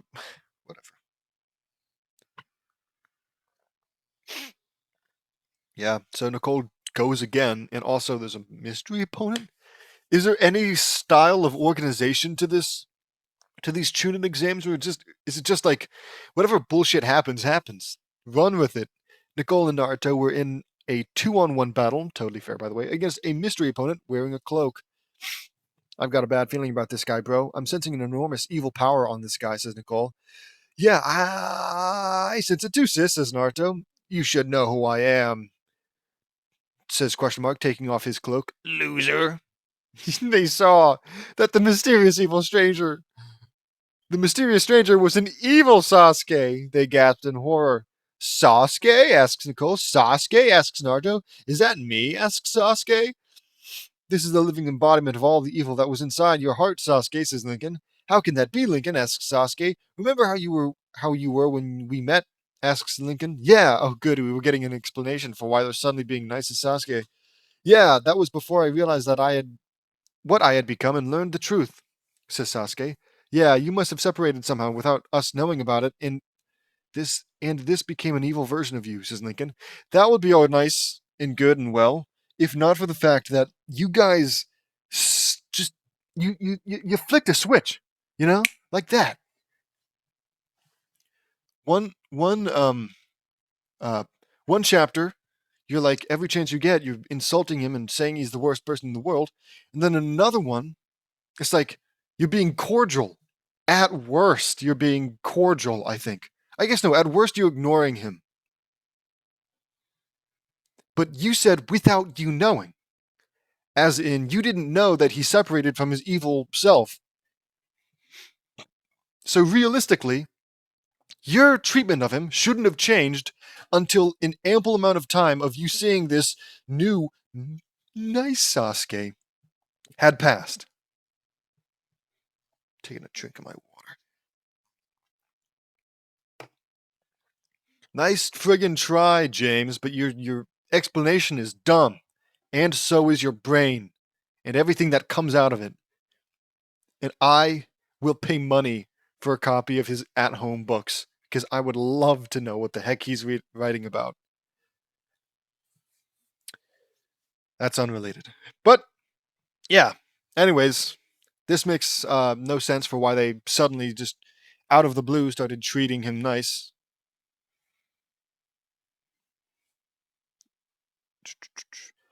I guess, okay, the only thing that could have worked is, and it's been a while since I started reading the chapter where they started being nice to him inexplicably. So maybe at the start of the chapter, or maybe it's implied, which is, lazy and easy and a cop-out, but whatever. Maybe at the start of the chapter it says something along the lines of, 5 months have gone by. And I guess I don't know exactly when the evil left, because, it was just a between chapters thing, so maybe during that amount of time skippage, is when it happened, and then also there was enough time for them to recognize that he was being nice, and so they started being nice to him in turn. Whew, but that feels like a cop-out, and I'm anything but willing to defend James's horrible, horrible writing style. So, just know that that could be how it would work, but I don't think anybody would hold it against you for hating, oops, there we go, hating this. Where the heck was I? Must have separated somehow without us knowing, and this became an evil version of you, says Lincoln. That's a very strong possibility. I can't believe I was that evil, and this is the monster I was, says Sasuke.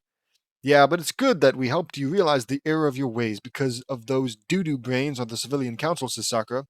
So those stupid civilian council buttfaces now have a new toy. Oh, calm down. I'm messing up all my words. New toy, says Fu. Looks like it. The Hokage needs to get rid of those clods for interfering in our business, says Juri. So, okay, how is it that you guys have so much power and influence, and the Hokage probably can see you do no wrong, right? Anything you do, it's like, oh, thank you, Team Cosmic Dragon. So how have you not been like, hey, by the way, Lord Hokage, because that's probably what it's going to be. They're just going to go up and say, hey, Lord Hokage, the civilian council is evil. We should, disband them and execute them and kill them. And he's just going to be like, oh, yeah, egads, that's an amazing idea, Team Cosmic Dragon. And then he's going to do it. But if it's, I just don't know why they haven't done it yet, since, the civilian council seems to be such a consistent thorn in their side. Stupid! Okay.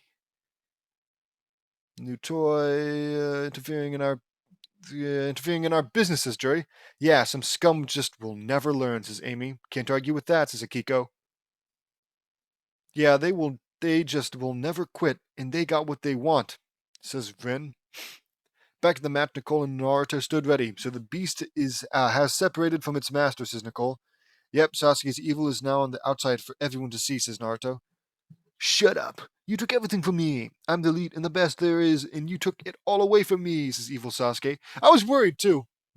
I was worried there wouldn't be, more Sasuke bashing, It's what keeps me alive. It's what I live for. You had that coming to you because you're a cheater. You brought it all on yourself, says Nicole. That's right. You were made the dead last as a result of your own arrogance, greed, and delusional selfish ambition, says Naruto.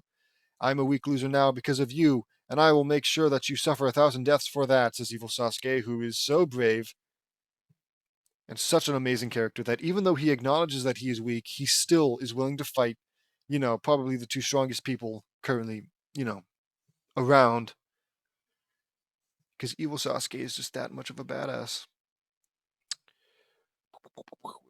You're still as weak as you were in the academy when I beat you, and me and Naruto are now far more powerful than we were back then, says Nicole. That's right, and we have a quality that you will never have, says Naruto. And what is that? Asks evil Sasuke. The love and support of our friends and loved ones. That is true power. You will never have that because your heart is as black as that of evil in its purest form, says Nicole.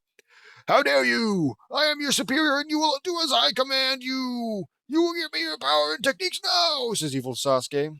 We don't take orders from a pathetic has-been like you, Sasuke. Dang! It's it's take to bring you down a huge number of pegs. I assume that's supposed to be time. Says Nicole. Yeah, says Naruto. Nicole snapped her fingers and the arena changed to the surface of the volcano planet Mustafar. Whoa, what is this place? Asks Naruto. Says Naruto. He doesn't ask. He just says. What is this place? This is the planet Mustafar, says Nicole. The place where Jedi go to die in Star Wars? Asks Naruto. The very same place, says Nicole. Scary. Well, this planet looks incredibly hostile, and this is two words: inhospitable, as opposed to the one word inhospitable. This planet looks incredibly hostile and inhospitable. It is, says Naruto. It is. Now let's get him, bro, says Nicole. Let's, says Naruto. Nicole went Super Angel 4. Have we even seen Super Angel 4? I don't know. And Naruto spread his wings and leaves swirled around him. Let's dance, Sasuke, says Naruto. Fuck, says Nicole. Sorry. Disturbed down with the sickness plays. Nicole and Naruto dashed and punched evil Sasuke in the face and stomach, and Naruto kicked him in the back and sent him into the air. Nicole teleported and dealt him a spinning axe kick to his stomach, and Naruto fired an energy blast at his back, and it exploded when it hit and burned evil Sasuke bad as he fell and crashed into the ground with incredible power. Kaboom. It was a very small kaboom. Typically, they're like another 30 or so O's long. Evil Sasuke got up and they saw that he had the curse mark from Orochimaru. Somehow, shut up! No, shut up, dude! You just, in like just the last chapter, you killed Orochimaru and all of his evil, evil marks were destroyed or something like that. Unless I already forgot that it just said that they were revealed or something, but I definitely know that it was brought attention to. So I imagine that, you know, that it was brought to attention because they were destroyed or dispersed or whatever the word is, gone. It's not, it's obvious. It's so easy. It's not a hard thing to remember. Unless, I'm misremembering. So you got the curse mark from that homicidal megalomaniac pedophile Orochimaru, says Nicole. I did.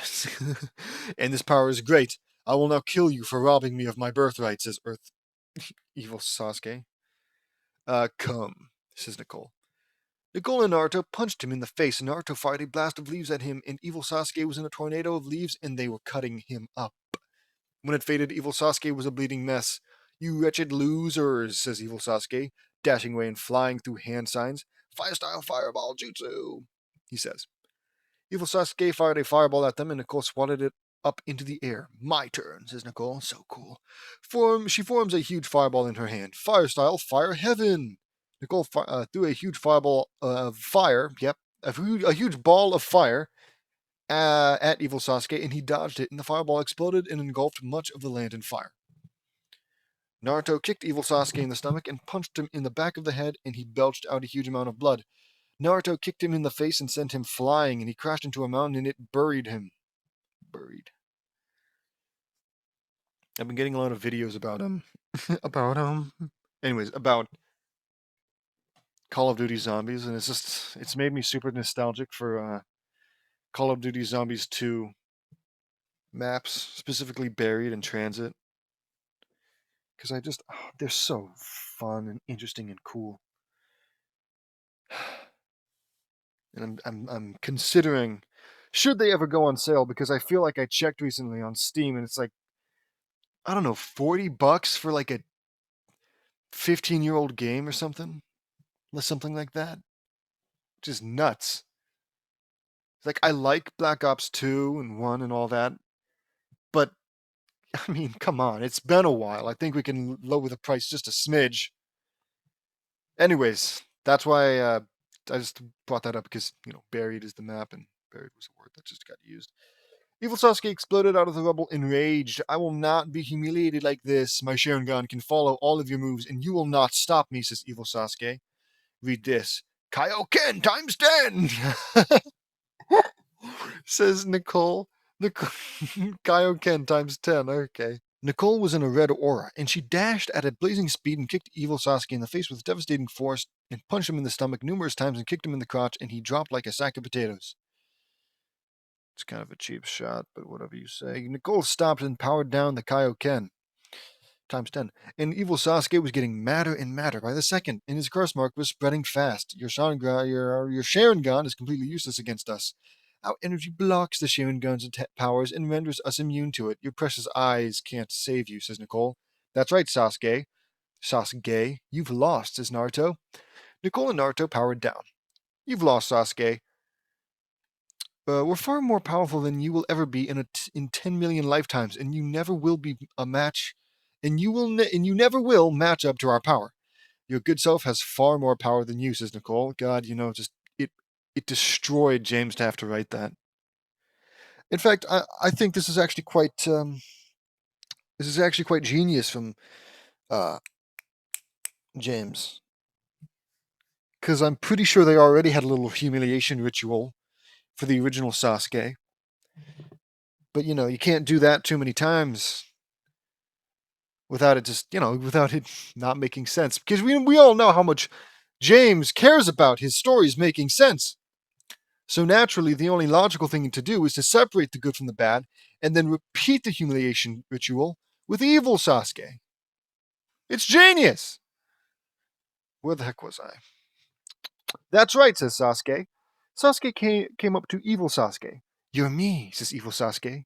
Not anymore. You were me before I realized the error of my ways. I was manipulated and pandered by those monsters on the civilian council, and I want them to pay for using me like that.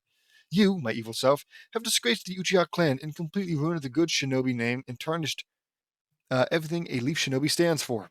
He's literally evil, dude! He can't tarnish shit! Whatever, says Sasuke. That's right, says Nicole. She walks up to evil Sasuke and rips off his headband. You don't deserve to wear this, says Nicole. Nicole placed it on the ground and fired a laser and burned a gash through the leaf symbol. The arena reverted back, and the Anbu came down and arrested the evil Sasuke. Get him out of here, says Nicole. You will pay dearly for this, Nicole. You will all pay dearly for this. I will kill all of you and destroy everything. Do you all hear me? You're all finished, says evil Sasuke. That will be the day, says Nicole. You'll be dead long before we let you do that, Sasuke, says Naruto. Winners, Nicole and Naruto, says Hayate. Everyone cheered wildly for them, and they walked up to the balcony. Great job, guys, says Sasuke. Thank you, Sasuke, says Nicole. I can't believe I was like that. I was a total power-hungry megalomaniac monster. Maniacal monster, says Sasuke. That creature may be you, but you will always be my bro and best friend, says Naruto. Thanks, Naruto. That means a lot to me, says Sasuke. Battle 4, Sakura versus Ino. Sakura was facing Ino in the fourth match. It also would have been totally appropriate to have normal Sasuke fight evil Sasuke, but no. James loves having his little self-inserts totally pulverize Sasuke. Sakura was facing Ino in the fourth match. I never expected to face you, Ino, says Sakura. Me neither, Sakura. Let's show them what we have learned, says Ino. Wouldn't have it any other way, says Sakura. This is a battle between best friends, guys. Ino and Sakura have known each other since the academy, and they have a sister bond, says Nicole. Yeah, this is going to be rough, says Naruto. We'll find out who is stronger and who is a better friend. What? We'll find out who is stronger and who is a better friend, says Lincoln. What does that mean? Sure, we'll find out who's stronger, but how do we find out who's a better friend? Is the person who loses or wins? And I didn't realize in order to prove myself as a better friend, I have to beat my friends. That doesn't make any sense.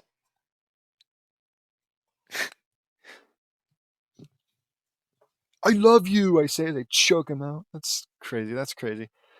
It's gonna. It's not gonna work like that. Well, thank you, I guess. But why'd we even say it in the first place? It's a weird thing for Lincoln to say. It's a weird thing for anyone to say, actually. It's not gonna work. It's not gonna work like that. But we'll find out shortly. I have the perfect planet for this, says Nicole, snapping her fingers. The arena changed into a beautiful swamp planet with a unique structure. Whoa, what is this place? Asks Sakura. This is the alien planet Mayfon 6, located in the Cartwheel Galaxy 500 million light years away from Earth. As you can see, this planet is a swamp planet. Gross. It's got veins. It's gross. Wow, says Nicole. Wow, it's amazing. I had no idea that there's life on planets other than our own, says Eno. I was shocked at first too, Eno. One of humanity's biggest mysteries was if we were the only planet in the universe that has life on it. And the answer is no, we are not, says Sakura. I believe it. Believe it. These planets are amazing. They are unlike anything I've ever seen before. Plants. Says Eno. They are amazing, huh? Now, says Sakura, spreading her wings of water. Let's show them a good match. Let's, says Eno. This is so cool. Sakura and Eno dashed and they engaged in a powerful taijutsu fight. And Eno got punched in the face and went flying, and she skidded on the water and rebounded and tried to punch Sakura, but Sakura punched her, Eno in the stomach and kicked into the and kicked into the air, and Sakura flew up to her. Eno was in the sky and she regained her composure. Take this, billboard brow. I thought they were friends. I think James doesn't have a lot of friends.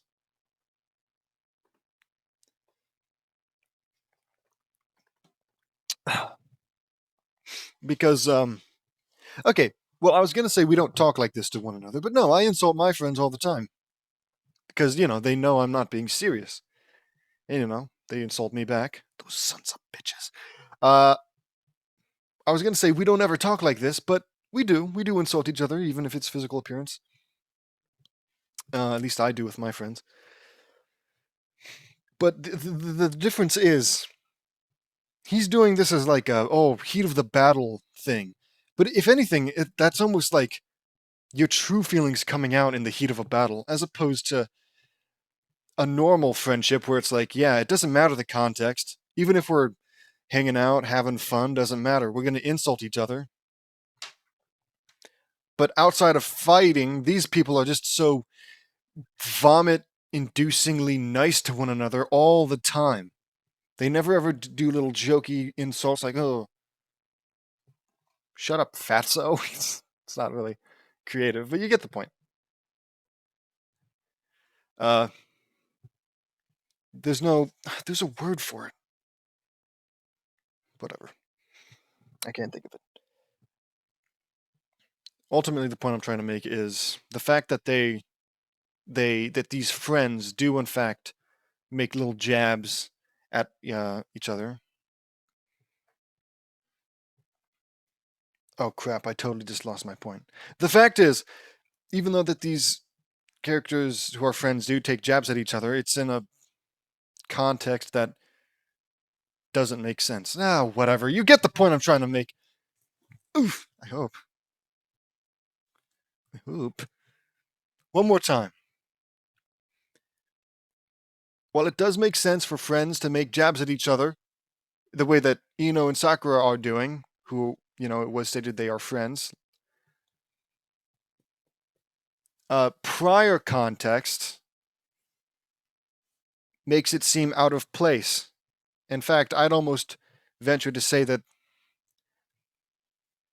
this is just flat out mean, It's like, I don't know. Something about being in the heat of the battle makes me think that you wouldn't. I don't know. Okay, sorry, I'm going off on a tirade. What else is new? But uh, here, yeah, I had it highlighted. But it's just weird. It's weird. That's what it is. That's what it is. I don't know how you would ever say something like that if, like, you know, Nicole and Naruto and Lincoln would all, like, straight up kill a person if they ever dared to insult one of their own. Like, granted, they're friends, so obviously they get away with it, and I mean, that's not shocking. It's just that, that in combination with the fact that they, never ever insult one another in what I have to assume is a friendly way, it just stands out. There. In fact, I wouldn't even risk it knowing the people you hang out with friends like these. Take this billboard brow. Funny, by the way, it's a funny insult. Take this billboard brow, says Ino, forming a hand sign. Ninja art, mind transfer, jutsu. Ino tried to go into Sakura's consciousness, but Sakura's power was far too strong for her technique, as a pink aura shielded her from the technique and sent a powerful mental backlash, and it gave Ino a dizzying headache, and Sakura grabbed her and threw her into the water. Splash! Sakura landed on the water and Ino surfaced. Are you alright, Ino? Asks Sakura. Dude, you're fighting. Yeah, whoa! I have a tremendous headache, and the area is spinning, says Ino. Oh man, I have a powerful defensive aura that shields me from all the techniques of the Yamanaka. Sorry, the Yamanaka clan. I don't know why I said it like that. Yamanaka clan. And renders me immune to them, says Sakura. I had no idea that you were capable of doing that, says Ino. Yeah, says Sakura. I think Ino is too dizzy to continue, she says to Hayate. Yeah, you may be right, Sakura. Sakura wins, says Hayate. The arena reverted back, and Sakura walked Ino up to the balcony and sat her down. Rin was looking her over. She's gonna be okay. She's got a headache from a powerful mental feedback spike from your aura, Sakura, says Rin. We know. That's a relief, says Sakura. Thank you, Rin, says Ino. You were amazing, Sakura, says Naruto. Thank you, Naruto, says Sakura. Battle 5, Fu versus Dosu. Or Dasu, I don't know. Fu was facing Dasu Kanuta. Kanuta. You will pay for killing Lord Orochimaru, says Dasu, I still don't know how to say it. Orochimaru got what he deserved, just like you are going to, says Fu. Fu spread her fire butterfly wings, and she held out her hand, and a kaleidoscope of fire wing butterflies appeared. This is your death, says Fu. Cool. So dope. Fu sent the flaming butterflies, and they swirled around Dasu, and then, without warning, he was enveloped in a tornado of pure fire, and he screamed, and he was incinerated in an instant. When it faded, that all that was left was his charred skeleton. Okay. Why didn't these guys get a cool little, area to fight in? No battlefields or planets. Whoa, says Naruto. Unbelievable, says Juri. That was amazing, says Ino. Fu's blazing Kekai Genkai is an amazing force to be feared, says Shino. Hayate walked over to the charred skeleton. He's dead, Hayate-sensei, says Fu. You're... I gotta check, though. Charred skeleton doesn't mean death. He could have survived if you put on some SPF 40. You're right, Fu. Fu wins, says Hayate. Everyone cheered for her. She killed a person. Battle 6, Hinata versus Neji. The screen showed the next match, Hinata Hyuga versus Neji Hyuga. Oh man, this is bad, says Nicole. Yeah, Neji is full of hatred towards the main house of the Hyuga clan for the death of his father, says Naruto. Why would he hate them like that? Asks Lincoln. Oh, here we go. He thinks that Hayashi sent his brother Hayashi sent his brother Hizashi Hyuga, who is his father, to his death during the Hyuga affair 9 years ago. A phony ambassador from the Cloud was sent by the corrupted council to abduct Hinata so the Cloud could acquire the Byakugan. This was my first ever mission that I have done. What? This was my first ever mission that I have done, and I rescued Hinata and saved her from a fate worse than death, says Naruto. You told me about that, Naruto. That was very heroic of you, says Nicole. Thanks, sis. After the Cloud found out about this, they demanded a member of the Hyuga be sent to the Cloud. Hisashi volunteered to take Lord Hayashi's place, and when a branch member of the Hyuga clan dies, the caged bird seal emblazoned on their forehead seals with the Byakugan forever to make sure that it doesn't fall into enemy hands to exploit for their own selfish purposes, says Naruto. That is an incredibly huge act of sacrifice for the Hyuga, but it made Neji an extremely hateful person towards the main house of the Hyuga clan, and I'm willing to bet 15,000 bowls of ramen that those stupid old Kujas on the Hyuga Council ordered Neji to kill Hinata and make Lord Hayashi suffer a crippling and humiliating blow, says Nicole. I have a feeling you're right, Nicole, but we don't have any evidence to act on at the moment. By the way, Naruto, how did you know that the Hyuga affair about the Hyuga affair in all the details? Asks Kakashi. Hayashi told me so himself. He was on Jiraiya Sensei's Genin team when with my father, when he was a Genin, and my dad treated Hayashi like an older brother. Plus, I warned Hayashi about it, says Naruto. How did you do that? Asks Kakashi. I overheard the corrupted Hyuga council talking, and let me be done with this. And I saw and heard their whole conversation to Neji while transformed as a common housefly. I hid myself in the shadows of the Hyuga clan compound of the Hyuga clan compound and listened and watched. I immediately went to Uncle Hayashi and warned him about it, says Naruto. That was very sneaky, Naruto. You really are an amazing and completely unpredictable shinobi, says Kakashi. Thanks, brother Kakashi. I plan to reveal everything to Grandpa after the preliminary, says Naruto. Good thinking, bro, says Nicole. In the match, Neji was looking at Hinata with extreme hate. Cool. Lady Hinata, you are not worthy to be a Kunoichi or clan heiress. You are always fated to be a loser and a disgrace to the Hyuga clan. Cool. Neji, shut up! You don't have any idea what you're talking about. Your hate towards the entirety of the main house of the Hyuga blinds you to the truth, says Mr. I hate all Uchiha and the only Uchiha is a dead Uchiha. Shut up, Naruto. Hinata, don't listen to his delusional taunts. He was ordered by those dumb idiots on the corrupted Hyuga Council to kill you. Let me show you, says Naruto to Hinata. You don't need to show her, dude. You rescued her. I'm sure she trusts you at least a little bit. Naruto's eyes glowed and showed everyone the corruption of the Hyuga clan, in that they ordered Neji to kill Hinata and make Lord Hayashi suffer. This was taken from my point of view and I spied on the corrupted Hyuga, and everything is legit, says Naruto. So it is. Well done, Naruto. I'm amazed that you can do that, says Lord Third. Me too, Grandpa. I discovered on our training trip that I have telepathic powers, says Naruto. That's incredible, Naruto, says Kakashi. Oh, good job, Naruto! I agree, Kakashi. Naruto, you will be given oh my god. You will be given S-rank mission credit for exposing the treachery and corruption of the Hyuga elders. Anbu! Announces Lord Third. The Anbu appeared. Yes, Lord Hokage, says Eagle. Arrest the Hyuga Council for corruption, attempted murder, high treason, and conspiracy, says Lord Third. Right away, sir, says Eagle. Everyone cheered for Naruto. Well done, bro, says Nicole. Thanks, sis, says Naruto. You have an amazing talent in exposing corruption, Naruto, says Sasuke. I don't know about that, but thanks, Sasuke, says Naruto. Yes, I was ordered by the elders to kill Lady Hinata and demoralize Lord Hayashi and make him suffer. I was fated to this, says Neji. Fate is a meaningless menace, Neji. Okay, I'm not sure about that. Hinata, show him that everyone's fate is never set in stone, says Nicole. Right. Neji, it's time I show you just how wrong you are, cousin, says Hinata. Hinata dashed and used the gentle fist on Neji's face and kicked him in the stomach and hit his arm.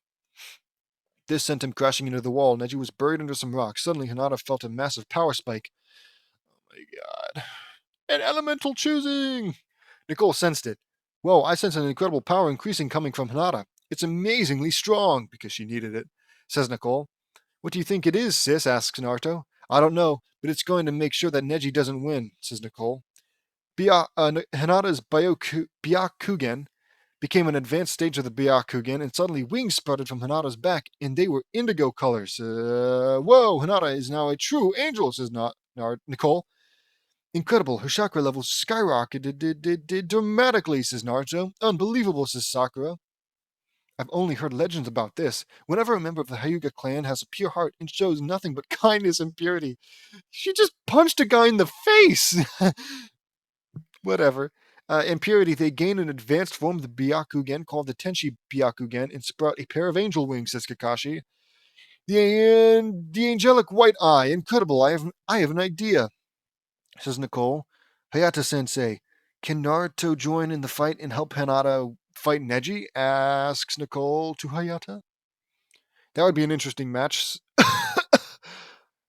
What do you think, Lord Hokage? Asks Hayata. Ha ha ha ha ha ha. I think it would show that love is far stronger than hate. Go for it, says Lord Third.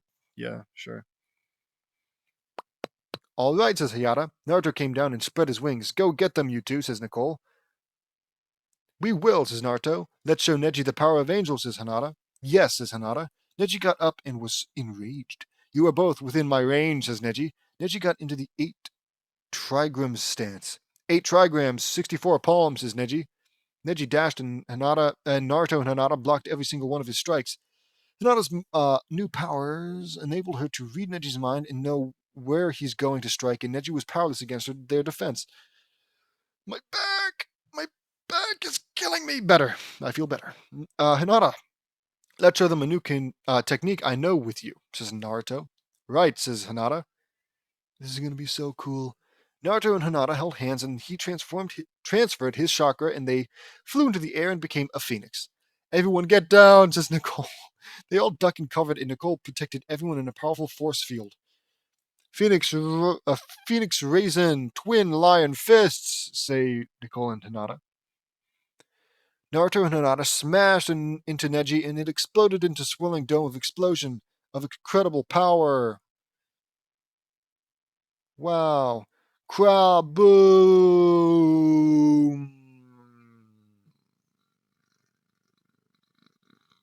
Naruto and Hinata got out from the explosion safely, and when the explosion cleared away, Neji was on the ground weak and badly broken. Nicole and everyone got up. That was a close one. Is everyone all right? Asks Nicole. Yeah, we're okay. That was intense, says Sakura. That was unbelievable, says Fu. No kidding. Look at Neji, says Rin. Neji was in a crater, bleeding profusely, and had a bunch of bone protruding from his legs, chest, arms, and hands. That explosion did all that to him. How horrifying, says Rin. That was incredible, says Sasuke. Yeah, what power, says Nicole. Rin went down to Neji and gave him medical aid. That's uncharacteristic. Uncharacteristic of a character that has been influenced by James, by the way. For all I know, Rin would do that in the actual series. Neji took an unbelievable beating. Get a stretcher in here now, says Rin. A stretcher came, and Neji was taken to the hospital. Rin went back to the balcony. Naruto and Hinata win, says Hayata. Everyone cheered wildly for Naruto and Hinata.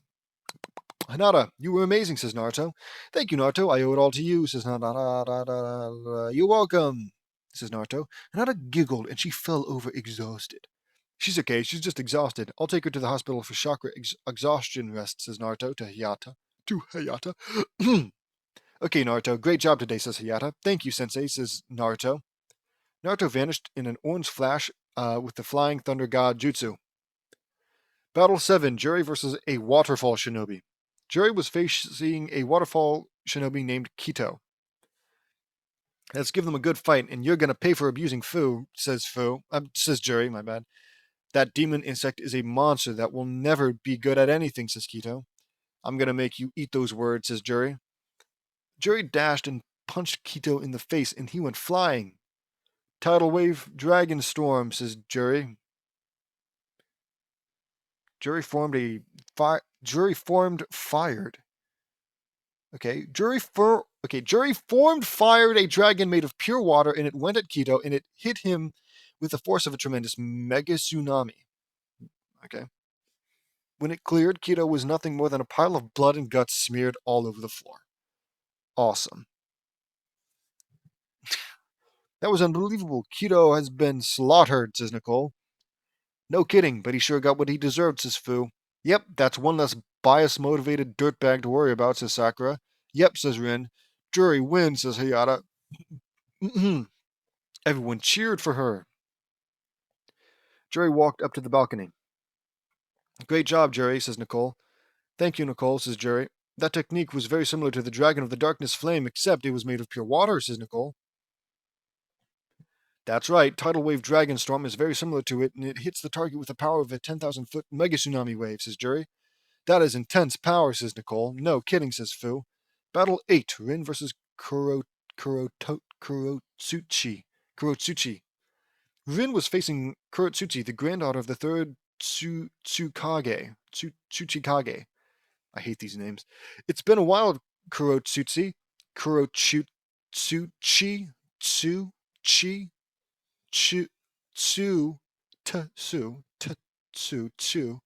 Chi. There. Kurotsuchi. Damn it, Kurotsuchi. Last time we saw each other was when we were delivering a letter to Lord Onaki. Onaki. I don't know, says Ren. Time sure flew by, didn't it, says Kurotsuchi. How's your grandpa doing, asks Ren. His back is still hurting him, but he is very strong and resilient, says Kurotsuchi. That's good. I heard that he's coming to the finals to watch, says Ren.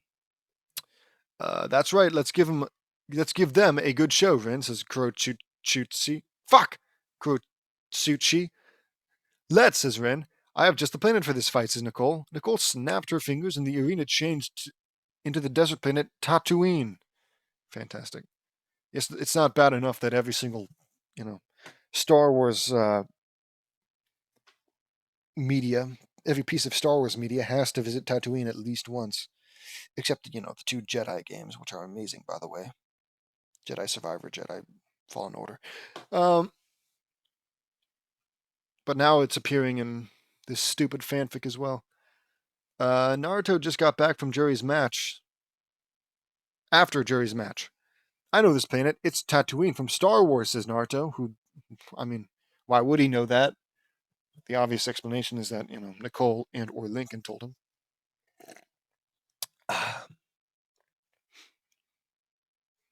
This world is an endless desert, and it's really hot, says Sakura. There it is. It sure is. I will never forget seeing Tatooine's 2 suns. It's incredible, says Fu. This world doesn't look too friendly, says Rin. Yeah, says Amy. Tatooine is home to some of the most dangerous cartels in the Star Wars galaxy, and the most notorious of them all was Jabba the Hutt. Is that true? Is he on Tatooine? I know he's like in the Outer Rim, something like that. At least that's where his base is. But I don't actually know. Well, yeah. I guess it depends if Tatooine is on the Outer Rim. But I was about to say, in the Book of Boba Fett, which I haven't actually watched, I just know that, like, Boba Fett waltzes into some Tatooine town that used to be under Jabba's rule, but now that he's dead, it's, he's going to take over. Yeah, because he takes up residence at Jabba's old Jabba's hut.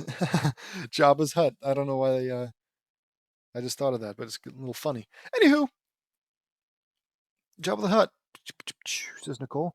Oh yeah, I know him. He was terrible, says Naruto. Yeah, he sure was, says Sakura. I can believe it. Let's hope we don't meet him, says Akiko. Yeah, but not only that, we have to watch out for Tusken Raiders or Sand People. They don't like strangers, and they are very primitive, says Nicole. I remember those guys, and they are dangerous. They sound like Tatooinean cavemen, says Naruto. That's the right way to describe them. That war cry they have is really menacing, says Fu. You're telling me, says Nicole. Are those the Tusken Raiders? Asks Kurotsuchi. They saw a bunch of Tusken Raiders heading towards them, and they did their war cry. That's them. Let's get them, says Nicole. You see what you've done, Nicole? You didn't just give them like a cool little arena to fight in. You're actively interfering with the match. Not that anyone cares, because you're perfect. You. They overpowered the raiders, and Kurotsuchi was exhausted already. How is that fair?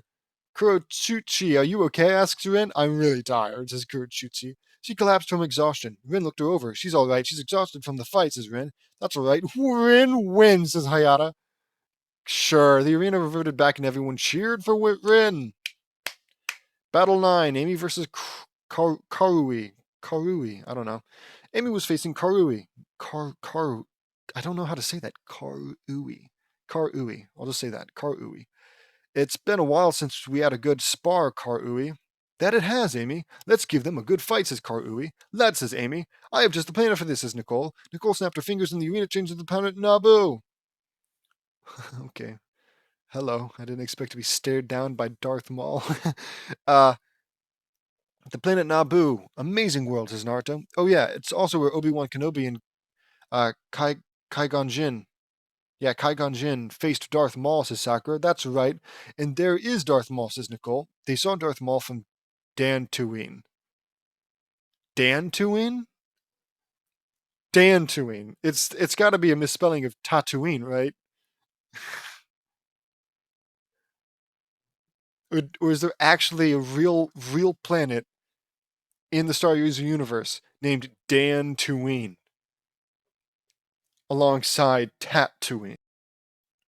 Darth Maul, so we meet at last. My father told me all about you, says Nicole, as if like they're old enemies, but no, it's just your dad watched movies and is a nerd. Yes, and now you will feel the full extent of my wrath tenfold, says Maul. Leave him alone, dude. Maul is cool. He's a cool character. He looks cool as sick, too. Got like a red skull tattooed permanently onto his face. It's awesome. Your hate and evil blinds you completely. I got this, guys, says Nicole. Nicole, like, it's not even your fight. It's not even your fight. And you bring them to a planet just so that you can interfere in their fight to kill Darth Maul, and then I guess they fight afterwards. You know, if they're not too exhausted. Nicole pulled out a lightsaber and it had a purple blade. Screw you, dude. I would have a purple blade. If I had a lightsaber, it'd be purple.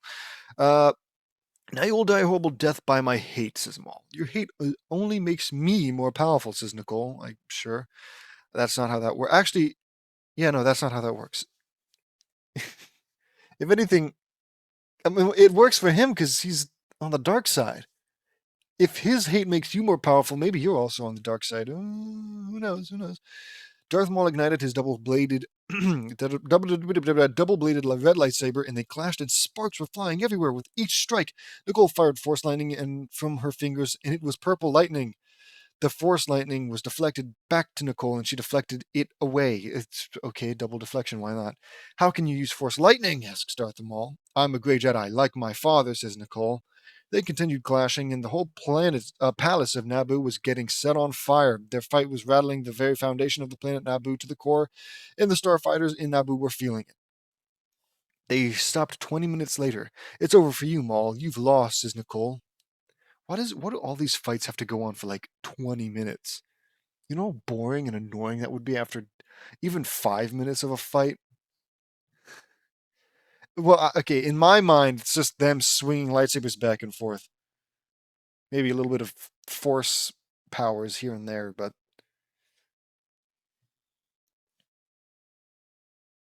I don't think James has the mental capacity for a fight to remain interesting for 20 minutes.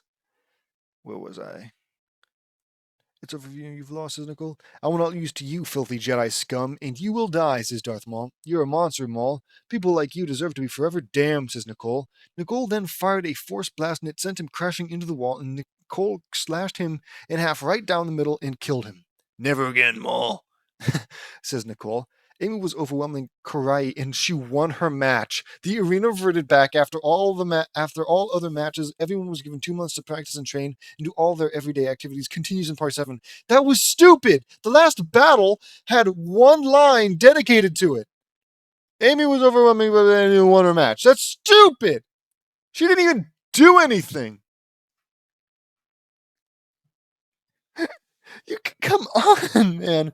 How does he write this stuff and not see any problem with it? It's so dumb. Okay, well, whatever. Mercifully, we've made it to the end. 200 chapters. Woohoo! I'm sure somebody would have felt accomplished it by this. Me, I just feel sad. Well, until next time. Hope everyone enjoyed. Yeah. We still got, what, 12 more of these? Awesome. Considering the length of them, I might want to start considering only reading 2 chapters, because this is going to be like a 3-hour one. I think the last one was 3 hours as well.